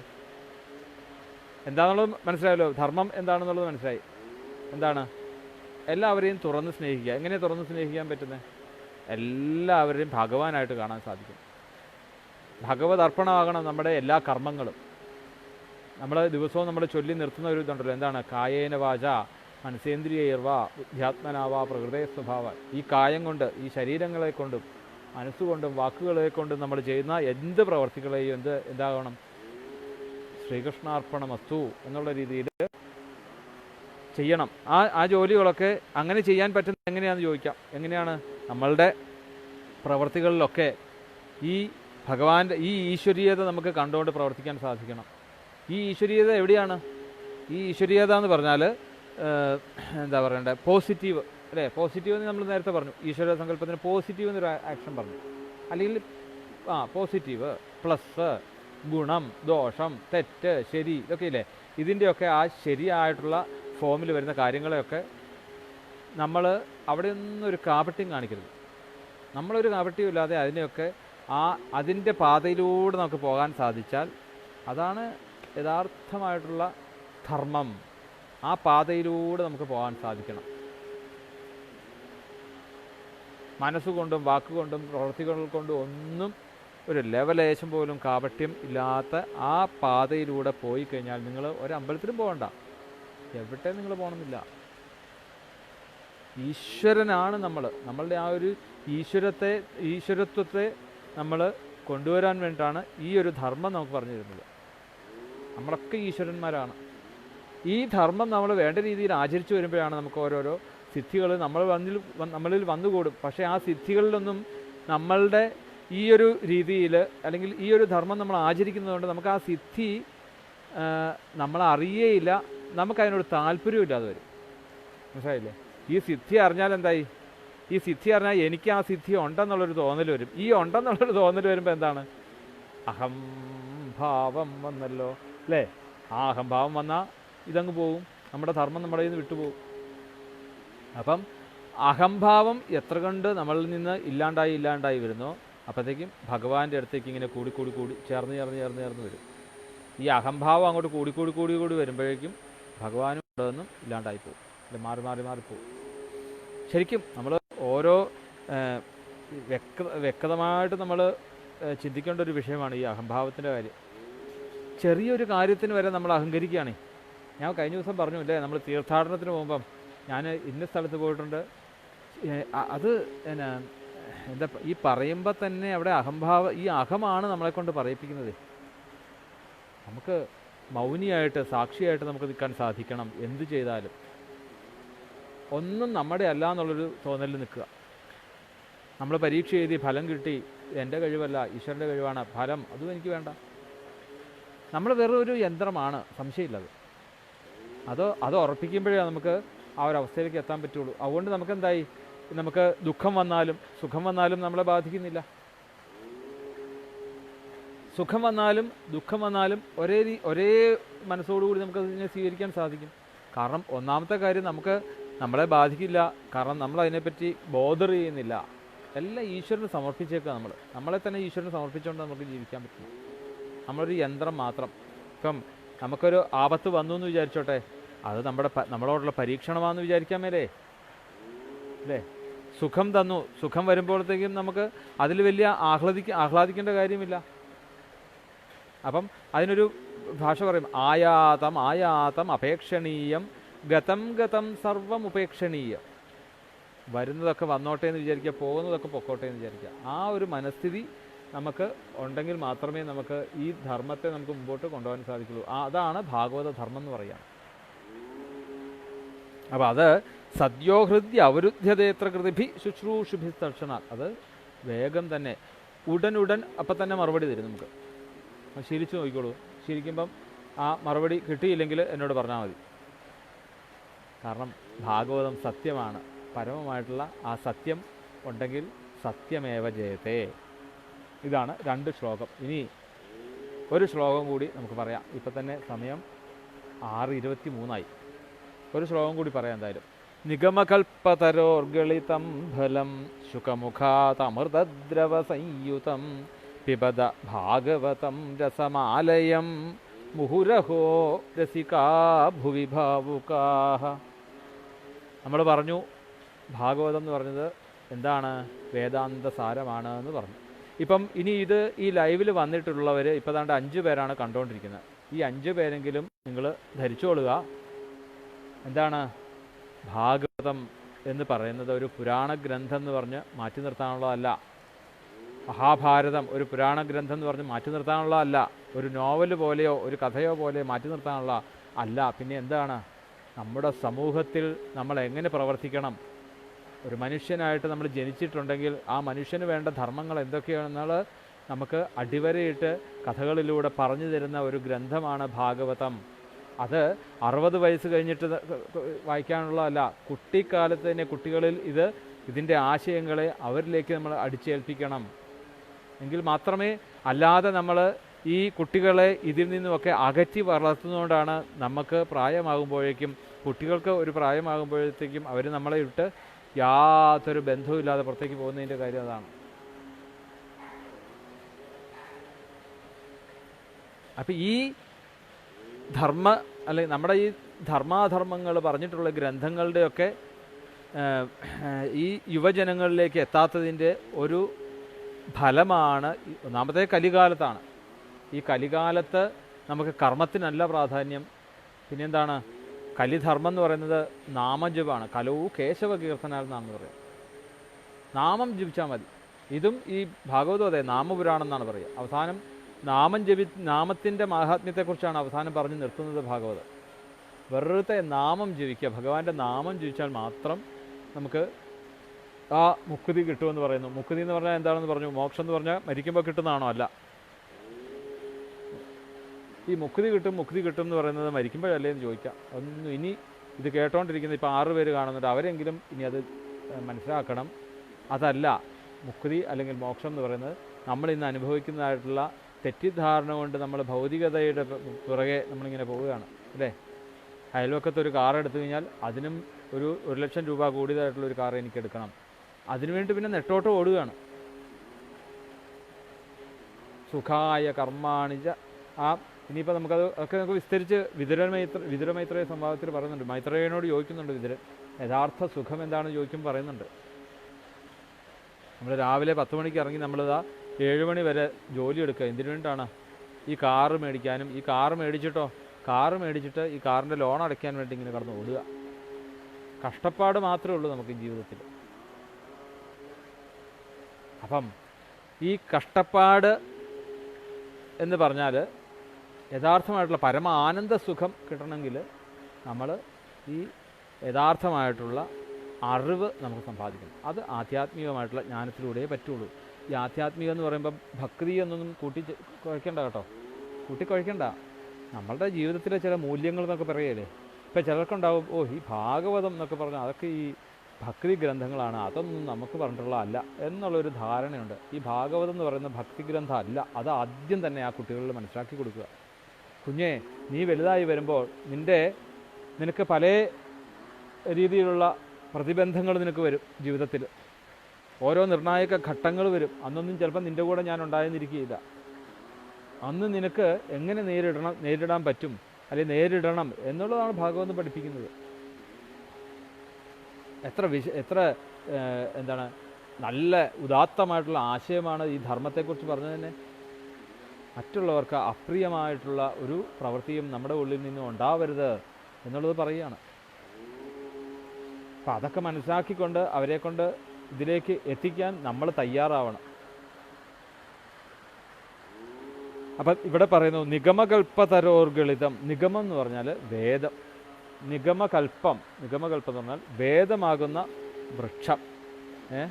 ഈ വേദമാകുന്ന വൃക്ഷത്തിൽ നിന്നും പരിപക്വമായിട്ടുള്ള ഒരു ഫലം അതിൽ നിന്നുണ്ടാകുന്നു. അല്ലേ, വൃക്ഷം നമ്മൾ നട്ടുപിടിപ്പിച്ച് കഴിഞ്ഞാൽ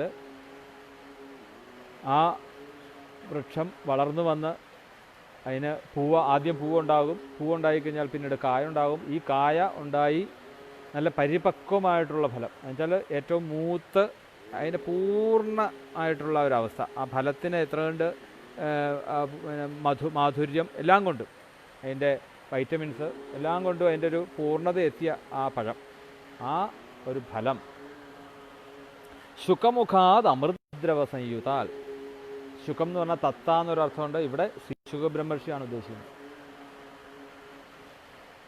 വേദവ്യാസ മഹർഷിയുടെ മകനായിട്ടുള്ള ശ്രീശുഖൻ ആ പഴത്തെ നമുക്ക് കൊത്തി താഴോട്ട് ഇട്ട് തന്നിരിക്കുന്നു. എന്നിട്ട് പറയുകയാണ് പിബത ഭാഗവതം രസമാലയം. ആ ഭാഗവതമാകുന്ന ഫലത്തെ നിങ്ങൾ കുടിച്ചോളാൻ പറയുകയാണ്. ഫലം കുടിക്കുക, അങ്ങനെ ഒരു ഭാഷയുണ്ട് അല്ലേ. ഒരു പഴം എടുത്തു കഴിഞ്ഞാൽ അതിൽ തൊലിയുണ്ടാകും അല്ലേ, അതിനകത്ത് കുരുക്കളുണ്ടാകും. പക്ഷേ ഈ ഒരു പഴത്തിലുണ്ടല്ലോ ഒന്നും കളയാനില്ല എന്നുള്ളതാണ്. ഒരക്ഷരം പോലും ഭാഗവതത്തിൽ മാറ്റി നിർത്താനില്ല. എല്ലാം നമുക്ക് വേണ്ടതായിട്ടുള്ളത് മാത്രമേ അതിനകത്തുള്ളൂ. നമ്മൾ പറഞ്ഞു പാലിൽ നിന്ന് എങ്ങനെയാണോ നെയ്യെടുക്കുന്നത്, അല്ലെങ്കിൽ നെയ്യിൻ്റെ ഗുണം എന്താണോ അതാണ് ആ വേദമാകുന്ന വൃക്ഷം. ഈ വേദത്തിൽ നിന്നും ആ വൃക്ഷത്തിൽ നിന്നും ഏറ്റവും അതിൻ്റെ ഫലവത്തായിട്ടുള്ള സാധനമാണ് ഫലം എന്ന് പറയുന്നത് അല്ലേ. ആ വൃക്ഷത്തിൻ്റെ ഔട്ട്പുട്ടാണ് ഫലം എന്ന് പറഞ്ഞ പോലെ തന്നെ പാലിൽ നിന്നും കാച്ചി കുറുക്കി എടുക്കുന്ന ആ നെയ്യിൻ്റെ ഗുണം പോലെ വേദമാകുന്ന വൃക്ഷത്തിൽ നിന്നും ഉണ്ടായിട്ടുള്ള ഫലമാണ് ഈ പഴം. ഈ പഴത്തിൽ നിന്നൊന്നും കളയാനില്ല, അത് കുടിച്ചോളൂ എന്ന് പറഞ്ഞാൽ രസമാലയം പിബത. രസമാലയം, നിങ്ങൾക്ക് ഈ ഭാഗവതത്തിൻ്റെ സ്ഥൂലാർത്ഥവും സൂക്ഷ്മാർത്ഥവും അല്ലേ, ഇതിൽ ഓരോ ശ്ലോകങ്ങളിലും ഇതിൻ്റെ സൂക്ഷ്മമായിട്ടുള്ള അർത്ഥം, ഈ അർത്ഥം നമ്മൾ ഓരോന്നും മനസ്സിലാക്കുമ്പോൾ നമുക്ക് കൂടുതൽ ഇതിനോടൊരു സ്വാദു പതേ ഓരോ ശ്ലോകങ്ങളും കഴിയുമ്പോഴത്തെ സ്വാദ് കൂടിക്കൂടി വരും. അപ്പോൾ അങ്ങനെ ഇത് എത്ര കണ്ട് നിങ്ങൾക്ക് ആസ്വദിക്കാൻ പറ്റുമോ. രസമാലയം, ആലയം എന്ന് പറഞ്ഞാൽ നമുക്ക് എത്ര കണ്ട് അതിൽ ലയിക്കാൻ പറ്റുമോ, ഈ ലയം മതിയെന്ന് തോന്നുന്നത് വരെ നിങ്ങൾ ആസ്വദിച്ച്. അതിൽ വേദവ്യാസ മഹർഷിക്ക് നല്ലൊരാളാണ്. കാരണം വേദവ്യാസ മഹർഷി ഈ ആലയം രസമാലയം എന്ന് പറഞ്ഞു. നിങ്ങൾക്ക് ലയം മതിയെന്ന് തോന്നുന്നവരെ നിങ്ങൾക്ക് നിങ്ങൾ ആസ്വദിച്ചോളാൻ പറഞ്ഞു. ഈ ഭാഗവത്തെ അല്ലെങ്കിൽ ഭാഗവത്തെ നിങ്ങൾ അനുഷ്ഠിച്ചോളാൻ പറഞ്ഞു, ഉപാസിച്ചോളാൻ പറഞ്ഞു. കാരണം എന്താണ്, ഇത് സ്വാദു പതേയാണ്. ഓരോന്നും നമ്മൾ അറിഞ്ഞു വരുമ്പോഴത്തേക്കും അതിൻ്റെ ഇരട്ടി ആസ്വാദനമാണ്, അല്ലെങ്കിൽ ഇരട്ടി സ്വാദാണ്. അതാണ് ഈ പഴത്തിനൊരു പ്രത്യേകതയുണ്ട്. ഈ പഴത്തിന് കഴിച്ചു കഴിഞ്ഞാൽ വീണ്ടും നമുക്കത് കഴിക്കണം എന്നുള്ളൊരു ആഗ്രഹം കൂടിക്കൂടി വരും. അതിൻ്റെ സ്വാദ് നിൽക്കുകയില്ല, മടുക്കുകയില്ല എന്നർത്ഥം. എന്തുകൊണ്ടാണ് ഈ മടുക്കുകയില്ല എന്ന് പറഞ്ഞാൽ, തിരുമേനി ഇതൊക്കെ വെറുതെ അങ്ങോട്ട് കള്ളം പറയുകയല്ല. ഈ സന്ധ്യയ്ക്കോ 6:30 സമയത്ത് ഞാൻ കള്ളം പറയുമോ, ഭാഗവതം വായിക്കുന്നത് ഞാൻ കള്ളം പറയുമോ? ഇല്ല, മടുക്കുകയില്ല എന്ന് പറഞ്ഞാൽ അതിൻ്റെ കാര്യം വേദവ്യാസ മഹർഷി നമുക്ക് തന്നിട്ടുള്ള ഈ ശ്ലോകങ്ങളെ വ്യാഖ്യാനിക്കുമ്പോൾ ഓരോന്നും വ്യാഖ്യാനിച്ച് വരുമ്പോഴേക്കും നമുക്ക് ഓരോ തരത്തിലുള്ള അർത്ഥങ്ങളാണ് നമുക്ക് കിട്ടുന്നത്. നമ്മളുടെ അറിവിനനുസരിച്ച്, നമ്മളുടെ ചിന്തയ്ക്കനുസരിച്ച്, നമ്മളുടെ ബുദ്ധിക്കനുസരിച്ച് നമുക്ക് ഇതിനെ പല രീതിയിൽ വ്യാഖ്യാനിക്കാൻ സാധിക്കും. ഈ ആദ്യത്തെ ശ്ലോകം ജന്മാദ്യസ്യ യതോന്വയാത് എന്നുള്ള ശ്ലോകത്തിനെ വംശീധര വ്യാഖ്യാനം എന്ന് പറഞ്ഞൊരു വ്യാഖ്യാനമുണ്ട്. 100 തരത്തിലാണ് വ്യാഖ്യാനിച്ചത്. വിശ്വസിക്കുമോ ആരെങ്കിലും? 100 തരത്തിൽ. ഈ ശ്ലോകങ്ങളെ കൊണ്ട് സുബ്രഹ്മണ്യന് നമസ്കാരം, വിഘ്നേശ്വരന് നമസ്കാരം, മഹാദേവന് നമസ്കാരം, ഈ ഒരൊറ്റ ശ്ലോകങ്ങളെ കൊണ്ട് ജന്മാദ്യസ്യ എന്നുള്ളത് അതാണ് പറഞ്ഞത് വേദവ്യാസ മഹർഷി. സ്വാദു പതേ എന്നുള്ളതിൻ്റെ അർത്ഥം അതാണ്. നമുക്ക് എത്ര ഇത് നമുക്ക് കേട്ടാലും എത്ര നമ്മളിതിനെ വ്യാഖ്യാനിച്ചാലും നമുക്ക് മതിയാകുകയല്ല. അങ്ങനെ ഈ ഒരു ഭാഗവത സാഗരത്തിലേക്ക് നമ്മൾ ഇറങ്ങിക്കഴിഞ്ഞാൽ അങ്ങ് നീന്തി അങ്ങോട്ട് പോകും. നമുക്ക് കര കാണണ്ടെന്ന് നമുക്ക് തോന്നിപ്പോകും. ക്ഷീണം ഉണ്ടാകുകയില്ല. അതാണ് ഇതിനകത്ത് വേറൊരു രസം. എന്തുകൊണ്ടാണ് ക്ഷീണമില്ലാത്തത്? ആലയം. ഇതിനകത്ത് നമ്മൾ ലയിച്ചു കഴിഞ്ഞാൽ നമ്മൾ സമയം പോകുന്നത് അറിയില്ല അല്ലേ? ശരിയല്ലേ? നമ്മൾ തന്നെ ഇപ്പോൾ നോക്കി 1/2 മണിക്കൂർ എന്നുള്ള കാര്യം പറഞ്ഞിട്ട് 1.5 മണിക്കൂർ പോയിട്ടും എന്നെ സംബന്ധിച്ചിടത്തോളം എനിക്കൊന്നും ആകുന്നില്ല. ഇതിൽ തന്നെ തുടങ്ങിയതേ ഉള്ളൂ, നിർത്താറായല്ലോ എന്ന് വിചാരിച്ചു. ഇപ്പം ഒരു ശ്ലോകം തന്നെ 2 ശ്ലോകം എടുത്തു തന്നു, അല്ലേ, 3 ശ്ലോകമേ ആയുള്ളൂ നമുക്ക്. അതൊക്കെ ആ ഈശ്വരൻ ആണ്, പ്രത്യക്ഷ കൃഷ്ണ ഏവഹി, ഈശ്വരനാണിത്. ഈ ഭാഗവതം ഈശ്വരനാണെന്ന് പറയുന്നതിൻ്റെയൊക്കെ സത്യം അതാണ്. നമുക്ക് മടുക്കില്ല, നമുക്കിതിനെ ഇങ്ങനെ കൂടെ കൊണ്ടു നടക്കാൻ പറ്റും. നമുക്ക് ഇങ്ങനെ ഇത് തന്നെ വായിക്കാൻ നമുക്ക് സാധിക്കും, അല്ല നമുക്ക് ചിന്തിക്കണം തോന്നിപ്പോവും ദിവസം മുഴുവൻ. അപ്പോൾ അതിന് ചെയ്യേണ്ടത് എന്താണ്? നമ്മളിവിടെ ഇന്ന് കേട്ടതായിട്ടുള്ള ഈ 3 ശ്ലോകങ്ങൾ ഞാൻ പറഞ്ഞു. ഗ്രന്ഥം ഉള്ളവർ ഈ ശ്ലോകങ്ങളൊക്കെ ഒന്ന് മനസ്സിരുത്തുന്നത് എന്തിനാണ്ടാണ് മനസ്സിരുത്തുന്നത്? നാളെ എന്നെ ചൊല്ലിക്കേൽപ്പിക്കാനാണോ? ചൊല്ലിക്കേൽപ്പിക്കാനാണ് എനിക്ക് കേൾക്കാൻ പറ്റുമല്ലോ. നിങ്ങൾ കമൻ്റ് ഇട്ടാലേ ഞാൻ അറിയുള്ളൂ. അതിനല്ല. നമ്മൾ ഈ സത്സംഗം അല്ലെങ്കിൽ ഈ ശാസ്ത്രം, ഏത് ശാസ്ത്രമാണെങ്കിലും നമ്മൾ പഠിച്ചാൽ അത് നമ്മുടെ ജീവിതത്തിലേക്ക് നമുക്ക് പകർത്താൻ സാധിക്കണം. അതാണ് നേരത്തെ പറഞ്ഞത്, മഹാമുനിയായിട്ടുള്ള ബ്രഹ്മാവിൻ്റെ കാര്യം പറഞ്ഞത്, മനനം നിധിധ്യാസനം ചെയ്യണം. ഇന്ന് നമ്മൾ പറഞ്ഞതായിട്ടുള്ള ഈ ധർമ്മത്തെക്കുറിച്ചും ഇന്നലെ നമ്മൾ പറഞ്ഞതായിട്ടുള്ള സത്യത്തെക്കുറിച്ചും ഭക്തിയെക്കുറിച്ചും ഭക്തനെക്കുറിച്ചും ഒക്കെ നമ്മൾ നിരന്തരം നമ്മളുടെ ഓർമ്മയിലും നമ്മളുടെ മനസ്സിലും ഇട്ടിങ്ങനെ നമ്മൾ തന്നെ അതിനെക്കുറിച്ച് ഇങ്ങനെ ചിന്തിച്ചുകൊണ്ടിരിക്കുമ്പോൾ നമ്മുടെ ജീവിതത്തിലേക്ക് ആ ഒരു ശൈലി നമ്മുടെ ജീവിതത്തിലേക്ക് വരും, അല്ലേ? സത്യം, നമ്മൾ നിസാര കാര്യത്തിന് പോലും നമ്മൾ കള്ളം പറയരുത് എന്നുള്ളൊരു ശീലം നമുക്ക് എടുത്തു കഴിഞ്ഞാൽ, അതുകൊണ്ടാണ് ഇവിടെ അടിവരയിട്ട് തന്നെ ആദ്യം തന്നെ പറഞ്ഞേക്കുക വേദവ്യാസ മഹർഷി. എന്താണ്? നിർമ്മത്സരാണാം സതാം. ഇവിടെ അധികാരികൾ, ഇത് കേൾക്കാൻ അധികാരി സതാം, സജ്ജനങ്ങൾക്ക് ഇത് അധികാരമുള്ളൂ. ഭാഗവതത്തിന് മുമ്പിൽ വരുന്നവരൊക്കെ എന്തായിരിക്കണം? അവർ സത്യത്തെ മുറുക്കെ പിടിക്കണം. ഈ സത്യത്തെ മുറുക്കെ പിടിക്കാതിരുന്നാൽ നമ്മൾ ഏതൊക്കെ ക്ഷേത്രത്തിൽ പോയാലും എത്രയൊക്കെ നമ്മൾ നമസ്കരിച്ചാലും ഒരു കാര്യവുമില്ല എന്ന് പറയുകയാണ്. നമ്മൾ നമസ്കരിക്കണ്ട, നമ്മൾ ക്ഷേത്രത്തിൽ പോകണ്ട.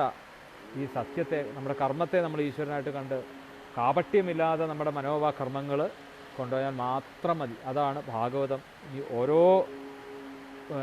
ശ്ലോകങ്ങളിലായിട്ട് നമുക്ക് ഊന്നി പറയുന്നത്. എന്തായാലും ഇന്നത്തെ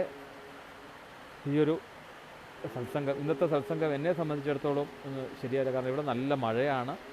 ഈ ഷീറ്റിൽ ഇങ്ങനെ സൗണ്ട് വരുമ്പോൾ എനിക്കത് കേൾക്കാൻ പറ്റുന്നില്ല. ഞാൻ പറയുന്നത് എനിക്ക് കേൾക്കാൻ പറ്റുന്നില്ല. എന്തൊക്കെയോ ഇന്നൊരു സുഖമാകുന്നില്ല. ഇന്നത്തെ ദിവസത്തിൻ്റെ ആയിരിക്കാം, എന്താണോ. എന്തായാലും ഈ പറഞ്ഞതൊക്കെ, കാരണം എനിക്ക് കേൾക്കുമ്പോഴേ നിങ്ങൾക്കത് മനസ്സിലായി എന്നുള്ളത് മനസ്സിലാക്കാൻ പറ്റുള്ളൂ. പക്ഷേ നിങ്ങൾക്ക് കുറച്ചൊക്കെ മനസ്സിലായി കാണും എന്ന് ഞാൻ വിചാരിക്കുന്നു. ഇല്ലെങ്കിലും അതെൻ്റെ തെറ്റല്ല. നേരത്തെ പറഞ്ഞതല്ല, എൻ്റെ തെറ്റല്ല, അത് ഭഗവാന്റെ തെറ്റും നിങ്ങളുടെ നാമജപത്തിൻ്റെ കുറവും. നാമം ജപിക്കുക, ഭാഗവതത്തെ നമ്മൾ ഉപാസിക്കുമ്പം നാമപുരാണമാണെന്ന് പറഞ്ഞു. നമുക്ക് നല്ല നല്ല അവസരങ്ങൾ, അല്ലേ? നമുക്കിങ്ങനൊരു സംവിധാനം നമുക്ക് കൊണ്ടു തന്നു. ഈ സംവിധാനം നമുക്ക് ഇതിനു വേണ്ടിയിട്ട് ഉപയോഗിക്കണം എന്ന് വിചാരിച്ചപ്പോഴല്ലേ അതിൻ്റെ ഒരു നന്മ കൂടിയത്. അതിനൊക്കെ ഭഗവാനൊരു അവസരം ഇനിയും ഉണ്ടാക്കി തരട്ടെ എന്ന് പ്രാർത്ഥിക്കുക. എല്ലാവരും അവരവരുടെ ഗൃഹത്തിലിരുന്നു കൊണ്ട് ഒരു പ്രതിജ്ഞ പോലെ നമ്മളുടെ ഈ ഭാഗവതത്തിൻ്റെ മുദ്രാവാക്യം, അത് തീർച്ചയായിട്ടും ഒരിക്കലും ഒരു വെറും വാക്കല്ല, നമ്മുടെ ജീവിതത്തിൽ ഒരു മുദ്രയായിട്ട് കിടക്കണം ഈ സത്യം. അതുകൊണ്ട് മാത്രമേ നമുക്ക് ജയമുള്ളൂ എന്നുള്ളതാണ്. ആ സത്യം നമ്മൾ എല്ലാത്തിലും നമുക്ക് കൊണ്ടുവരാൻ സാധിച്ചാൽ നമുക്ക് പേടിക്കേണ്ട കാര്യമില്ല. കാരണം എന്താണ്? ഈ വേദവ്യാസ മഹർഷി പറയുന്നത് ഈ സത്യമാണ് ഈശ്വരൻ. അതുകൊണ്ടാണ് പറയുന്നത് ഈ സത്യമേവ ജയതേ എന്നൊക്കെ പറയുന്നത്. ഈശ്വരനല്ലേ ജയിക്കുള്ളൂ, നമ്മളെവിടെ ജയിക്കാനാണ്? അപ്പം ആ സത്യം നമ്മുടെ ജീവിതത്തിൽ ഓരോ പ്രവൃത്തിയിലും, അല്ലേ, നമ്മൾ ദിവസവും നമുക്ക് ചിന്തിച്ചാൽ മതി. നമുക്കിപ്പോൾ ഒരു അവസരം തന്നിരിക്കുക ഭഗവാൻ. അപ്പം നമ്മളുടെ ഓരോ പ്രവൃത്തികളിലും നമ്മുടെ വാക്കുകൾ, നമ്മുടെ ചിന്തകൾ ഒക്കെ ഈശ്വരനെക്കുറിച്ചായിരിക്കണം. എന്താണ് ഈശ്വരൻ? സത്യം. എല്ലാത്തിലുമുള്ള യാതൊരു കാപട്യവുമില്ലാത്ത ഒരു സത്യമായിട്ട് മാറണം നമ്മുടെ വാക്കുകൾ. അതിനുവേണ്ടിയാണ് നമ്മൾ ജപം വേണമെന്നൊക്കെ ഞാൻ ആദ്യത്തെ ദിവസം ഞാൻ പറഞ്ഞു, ജപം വേണമെന്നൊക്കെ പറഞ്ഞു. ആ ജപത്തിലൂടെ നമ്മൾ ഈ ജപം ഓംകാരം ജപിക്കുക. ദിവസവും ഒരു 3 ഓംകാരമെങ്കിലും നമ്മൾ രാവിലെ കുളിച്ച് വന്നു കഴിഞ്ഞാൽ കണ്ണടച്ചിരുന്നൊന്ന് ജപിച്ച് നോക്കുക. നമുക്കുണ്ടാകുന്ന ഒരു എനർജി വല്ലാത്തൊരു എനർജി ആവും. ആ ഓംകാര ശബ്ദത്തിലൂടെ നമ്മളുടെ മനസ്സ് തന്നെ മാറും, അല്ലേ? നേരത്തെ പറഞ്ഞ പോലെ തന്നെ ജവേന പരമാത്മദർശനം, അല്ലെങ്കിൽ ജന്മ ലക്ഷ്യം കൊണ്ട് നമുക്ക് പാപനാശനം, അതാണ് ജപം കൊണ്ടൊക്കെ കിട്ടേണ്ടത്. അപ്പം ആ ജപം സ്വീകരിച്ചാൽ തന്നെ നമ്മുടെ നാവിൽ സത്യം മാത്രമേ നമ്മളിൽ വരുള്ളൂ. അതിനുവേണ്ടി മാറ്റിവെക്കുക തീർച്ചയായിട്ടും. അതുപോലെ തന്നെ ഈ നമ്മൾ ജപത്തെ നമ്മൾ ശീലിച്ചു കഴിഞ്ഞാൽ നമ്മൾ പറയുന്നത് മന്ത്രമായിട്ട്, മന്ത്രം എന്ന് പറഞ്ഞാൽ പറയുന്നത് സത്യമായിട്ട് മാറും. ഇതൊക്കെ ഇതിനൊക്കെ വലിയൊരു അർത്ഥമുണ്ട്. അനുഭവസ്ഥരായിട്ടുള്ള ഋഷീശ്വരന്മാർ പറഞ്ഞത് അവരൊക്കെ അനുഭവിച്ചിട്ടേ പറയുള്ളൂ. അവരെ ദ്രഷ്ടാക്കളെന്ന് പറയും, അവരനുഭവിച്ചിട്ടേ പറയുള്ളൂ. അപ്പം നമുക്കും അതുപോലെ തന്നെ ഈ പരമമായിട്ടുള്ള സത്യത്തെ ദിവസവും നമുക്ക് നമസ്കരിക്കാം. ഈ രീതിയിലെങ്കിലും നമുക്ക് നമസ്കരിക്കുമ്പോൾ നമുക്ക് അതുപോലെ തന്നെ ഇന്ന് മുതൽ നമ്മളുടെ വീട്ടിലുള്ള കുട്ടികളെ കൊണ്ട് ഇത് ചെയ്യിക്കും. അവർക്ക് മനസ്സിലാകണ്ട. സത്യം പരം ധീമഹി എന്ന് പറഞ്ഞ കുഞ്ഞെ നമസ്കരിച്ചോളൂ എന്ന് പറഞ്ഞാൽ മതി. അവർക്ക് വലുതാകുമ്പം എത്ര ഒരു വലിയൊരു ആശയമാണ് എൻ്റെ അമ്മ എനിക്ക് പറഞ്ഞു തന്നത്, അല്ലെങ്കിൽ എൻ്റെ അച്ഛൻ എനിക്ക് പറഞ്ഞു തന്നതെന്ന് അവരന്ന് ചിന്തിക്കും. ഇതൊക്കെയാണ് നമുക്ക് കുട്ടികൾക്ക് കൊടുക്കാവുന്ന ഒരു സമ്പത്ത് എന്ന്. ഇത് മാത്രമേ ഉള്ളൂ. ബാക്കി നമുക്ക് എന്ത് കൊടുത്താലാണ് അവർക്ക് തൃപ്തിയാകുക? അതൊന്നും തൃപ്തിയാകില്ല. നമുക്ക് കൊടുക്കാവുന്ന ഒരു കാര്യം ഇത് മാത്രമേ ഉള്ളൂ. അപ്പോൾ നമുക്ക് ഇവിടെ ഭഗവാന്റെ പാദങ്ങളിലും അതുപോലെ തന്നെ ഇതിന് കേൾക്കുവാൻ വേണ്ടിയിട്ട്, അല്ലെങ്കിൽ ഈ ഗ്രന്ഥത്തെ വിശ്വസിച്ചുകൊണ്ട്, അല്ലെങ്കിൽ ഈ ഗ്രന്ഥത്തിനോടുള്ള ആ ഒരു ആദരവോടുകൂടി ഈ ലൈവിൽ ഞാൻ ദിവസവും കാണുന്നവരൊക്കെ കാണുന്നു. വലിയൊരു സന്തോഷം അതൊക്കെ കാണുമ്പോൾ. ഒക്കെ പുണ്യം ജന്മാന്തരയിൽ ഭവേൽ പുണ്യം. മഹാത്മ്യത്തിൽ പറയുന്നുണ്ട്, ജന്മാന്തരേ ഭവേൽ പുണ്യം തഥാ ഭാഗവതം ലഭ്യത്. പുണ്യമുണ്ടെങ്കിൽ മാത്രമേ നമുക്ക് ഈ ഭാഗവതത്തിന് മുമ്പിലേക്ക് വരാൻ പറ്റുള്ളൂ. അല്ലാതെ നിങ്ങളുടെ കേമത്തല്ല എന്നർത്ഥം. ഇനി അങ്ങനെ ധരിക്കണ്ട. തിരുമേനി ഞാനിത് മെനക്കെട്ട് 5 മണിയാകുമ്പോഴത്തേക്കും ഈ ഫോണൊക്കെ ചാർജ് ചെയ്ത് വെക്കുകയാണ്. ഒന്നുമല്ല. നമ്മളുടെ കാർന്നവന്മാരും നമ്മളുടെ മുൻ ജന്മത്തിൽ നമ്മൾ എന്തൊക്കെയോ സൽക്കർമ്മങ്ങൾ ചെയ്തതിൻ്റെ ഒരു ഫലമാണിത്. അപ്പം നമുക്ക് കിട്ടിയ ആ ഒരു പുണ്യം മറ്റുള്ളവരിലേക്ക് നമ്മൾ പകർന്നു കൊടുക്കാൻ നമ്മൾ തയ്യാറാകണം. ഞാൻ പറഞ്ഞു ധർമ്മത്തിൻ്റെ അവസ്ഥ, ഞാൻ പറഞ്ഞു ധർമ്മം സമൂഹത്തിലേക്ക് എത്തും. നമ്മൾ ഇവിടെ ചെയ്യുന്ന ഈ ചെറിയൊരു തെറ്റുണ്ടല്ലോ, നമ്മളോട് പോലും ചെയ്യുന്ന, അല്ലെങ്കിൽ നമ്മളുടെ വീട്ടിൽ വെച്ച്, ഞാൻ കഴിഞ്ഞ ദിവസം ഒരു തെറ്റിൻ്റെ കാര്യം പറഞ്ഞു. ആർക്കെങ്കിലും ഒക്കെ ഓർമ്മയുണ്ടോ എന്നറിയില്ല. ഏതാണ് അല്ലേ, ബസ്സിൽ കയറുമ്പോഴത്തേക്കും കുട്ടിയോട് പറഞ്ഞു കൊടുക്കും, നിനക്ക് 3 വയസ്സേ ഉള്ളൂ എന്ന് നീ കണ്ടക്ടറോട് പറയണമെന്ന് പറയുന്ന ആ ഒരു തെറ്റുണ്ടല്ലോ. ഈ ഒരു തെറ്റ്, ഈ ഒരു അധർമ്മം, അല്ലെങ്കിൽ ആ ഒരു തെറ്റ്, ഇതിൻ്റെ ഒരു ഫലം എവിടെയാണ് വരുന്നത് അറിയും? സംസ്കാരം അല്ലെങ്കിൽ സമൂഹത്തിലേക്കാണ് ഇത് വരുന്നത്, ഇതിൻ്റെ ഒരു തെറ്റ്. അപ്പോൾ നമ്മൾ ആലോചിച്ച് നോക്കുക, നമ്മൾ ചെയ്യുന്ന ഒരു തെറ്റ് ഈ ലോകത്തിന് തന്നെ അതിനെ ബന്ധപ്പെടുത്തിയിരിക്കുന്ന പറയുന്നു. കാരണം നമ്മൾ ഈ സമൂഹത്തിനോട് പ്രതിബദ്ധതയുള്ളതാണെന്ന് ഞാൻ പറഞ്ഞു. ധർമ്മത്തിൻ്റെ ഡെഫിനിഷൻ പറഞ്ഞപ്പോൾ നമ്മൾ പറഞ്ഞു എന്താണ്? നമ്മളുടെ ഓരോരുത്തരുടെയും കർമ്മം. നമ്മളുടെ ധർമ്മം എന്ന് പറഞ്ഞാൽ എന്താണ് ശരിക്കും? നമ്മുടെ കർമ്മമാണ് നമ്മളുടെ ധർമ്മം. അപ്പോൾ ഈ നമ്മളുടെ ഓരോരുത്തരുടെയും അവരവരിൽ നിക്ഷിപ്തമായിട്ടുള്ള ആ ധർമ്മം, അത് സത്യസന്ധപരമായിട്ട് ചെയ്താൽ മാത്രമേ ആ സമൂഹത്തിന് ഒരു ശാശ്വതമായിട്ടുള്ള ഒരു ശാന്തി നമുക്ക് കിട്ടുകയുള്ളൂ. അപ്പോൾ ഓരോരുത്തരും നമ്മളൊക്കെ അതിന് വിലപ്പെട്ട ആൾക്കാരാണെന്ന് അർത്ഥം. അപ്പോൾ ഈ നമ്മളുടെ ഒരു തെറ്റ് ആ സമൂഹത്തിനെയാണ് ബാധിക്കുന്നത്. എങ്ങനെയാണോ ഒരു സമൂഹത്തിനെ നമുക്ക് ഈ ഒരു കർമ്മം കൊണ്ട്, ഈ ഒരു നന്മ കൊണ്ട് നമുക്ക് സമൂഹത്തിനെ ആ നന്മയിലേക്ക് എത്തിക്കാൻ സാധിക്കുമെങ്കിൽ, അതേപോലെ തന്നെയാണ് ഒരു തെറ്റ് നമ്മൾ ചെയ്താൽ. ആ തെറ്റ് നമ്മൾ ചെയ്യാതിരിക്കാൻ നമുക്ക് ശ്രമിക്കണം. എന്തായാലും ഭാഗവതത്തിലേക്ക് മുമ്പിലോട്ട് വന്നിട്ടുള്ള നിങ്ങളൊക്കെ തീർച്ചയായിട്ടും ഇതിനെ മനസ്സാ സ്മരിച്ചുകൊണ്ട് അത് നമ്മളുടെ ജീവിതത്തിൻ്റെ ഒരു ഭാഗമാക്കി മാറ്റണം. അതാണ് ഭാഗവതത്തിനോട് കാണിക്കുന്ന ഒരു പൂജ. അത് നമ്മുടെ കുട്ടികളിൽ നമ്മൾ പറഞ്ഞു കൊടുക്കണം. ഒരു ചെറിയ തമാശയ്ക്ക് പോലും കള്ളം പറയാൻ നമ്മൾ അനുവദിച്ചു കൊടുത്തുകൂടാ. അത് തെറ്റാണെന്നുള്ളൊരു ഭയമാക്കി കൊടുത്തോളൂ. ഇപ്പോഴതിന് കൊടുത്തോളൂ, എന്നാലും വിരോധമില്ല. പക്ഷെ അത് ജീവിതത്തിൽ ഏറ്റവും വലിയൊരു നിധിയായിരിക്കും അവർക്ക് കിട്ടുന്നത് അവരുടെ ജീവിതത്തിൽ. കാരണം അവർ ഇനി ധാരാളം നിർണായക ഘട്ടങ്ങൾ വരുമ്പോഴേക്കും അവർക്ക് പിടിച്ചു നിൽക്കാൻ പറ്റുന്ന ഈ ഒരു സത്യമാണ്. അത് നമ്മൾ ഉറപ്പിക്കുക. ആ ഒരു ഉറപ്പിക്കുന്നതിന് വേണ്ടിയിട്ടാണ് നമ്മളിതാ ദിവസവും ഈ മുദ്രാവാക്യം, ഈ മന്ത്രം നമ്മളിതാ ഇവിടെ ഉച്ചരിക്കുന്നു. ഇന്ന് നമ്മൾ ഇന്നത്തെ എന്തെങ്കിലുമൊക്കെ ഈ സത്സംഗത്തിൽ നിന്നും കിട്ടിയിട്ടുണ്ടെങ്കിൽ അതൊക്കെ ഭഗവാൻ അല്ലേ, നിങ്ങൾക്ക് കിട്ടിയ ഒരു അനുഗ്രഹം, അല്ലെങ്കിൽ എനിക്ക് കിട്ടിയ ഒരു അനുഗ്രഹം എന്ന് പറഞ്ഞാൽ നമ്മളെ ഭഗവാൻ ഇങ്ങനെ വന്ന് നിങ്ങളോടായിട്ട് പറഞ്ഞു തരുന്നു. ഭഗവാനോട് നന്ദി പറയുക, ആ മന്ത്രം ജപിക്കാം. സത്യം പരം ധീമഹി, സത്യം പരം ധീമഹി, സത്യം പരം ധീമഹി. പൂർണ്ണമിദ പൂർണ്ണമദം പൂർണ്ണാത് പൂർണ്ണമുദച്യത്തെ പൂർണ്ണസ്യ പൂർണ്ണമാദായ പൂർണ്ണമേവാവശിഷ്യത്തെ. സ്വസ്തി പ്രജാഭ്യഃ പരിപാലയന്താം ന്യായേന മാർഗേണ മഹിം മഹീശാഃ. ഗോബ്രാഹ്മണേഭ്യഃ ശുഭമസ്തു നിത്യം. ലോകാഃ സമസ്താഃ സുഖിനോ ഭവന്തു. ലോകാഃ സമസ്താഃ സുഖിനോ ഭവന്തു. ലോകാഃ സമസ്താഃ സുഖിനോ ഭവന്തു. സർവേ ഭവന്തു സുഖിനഃ,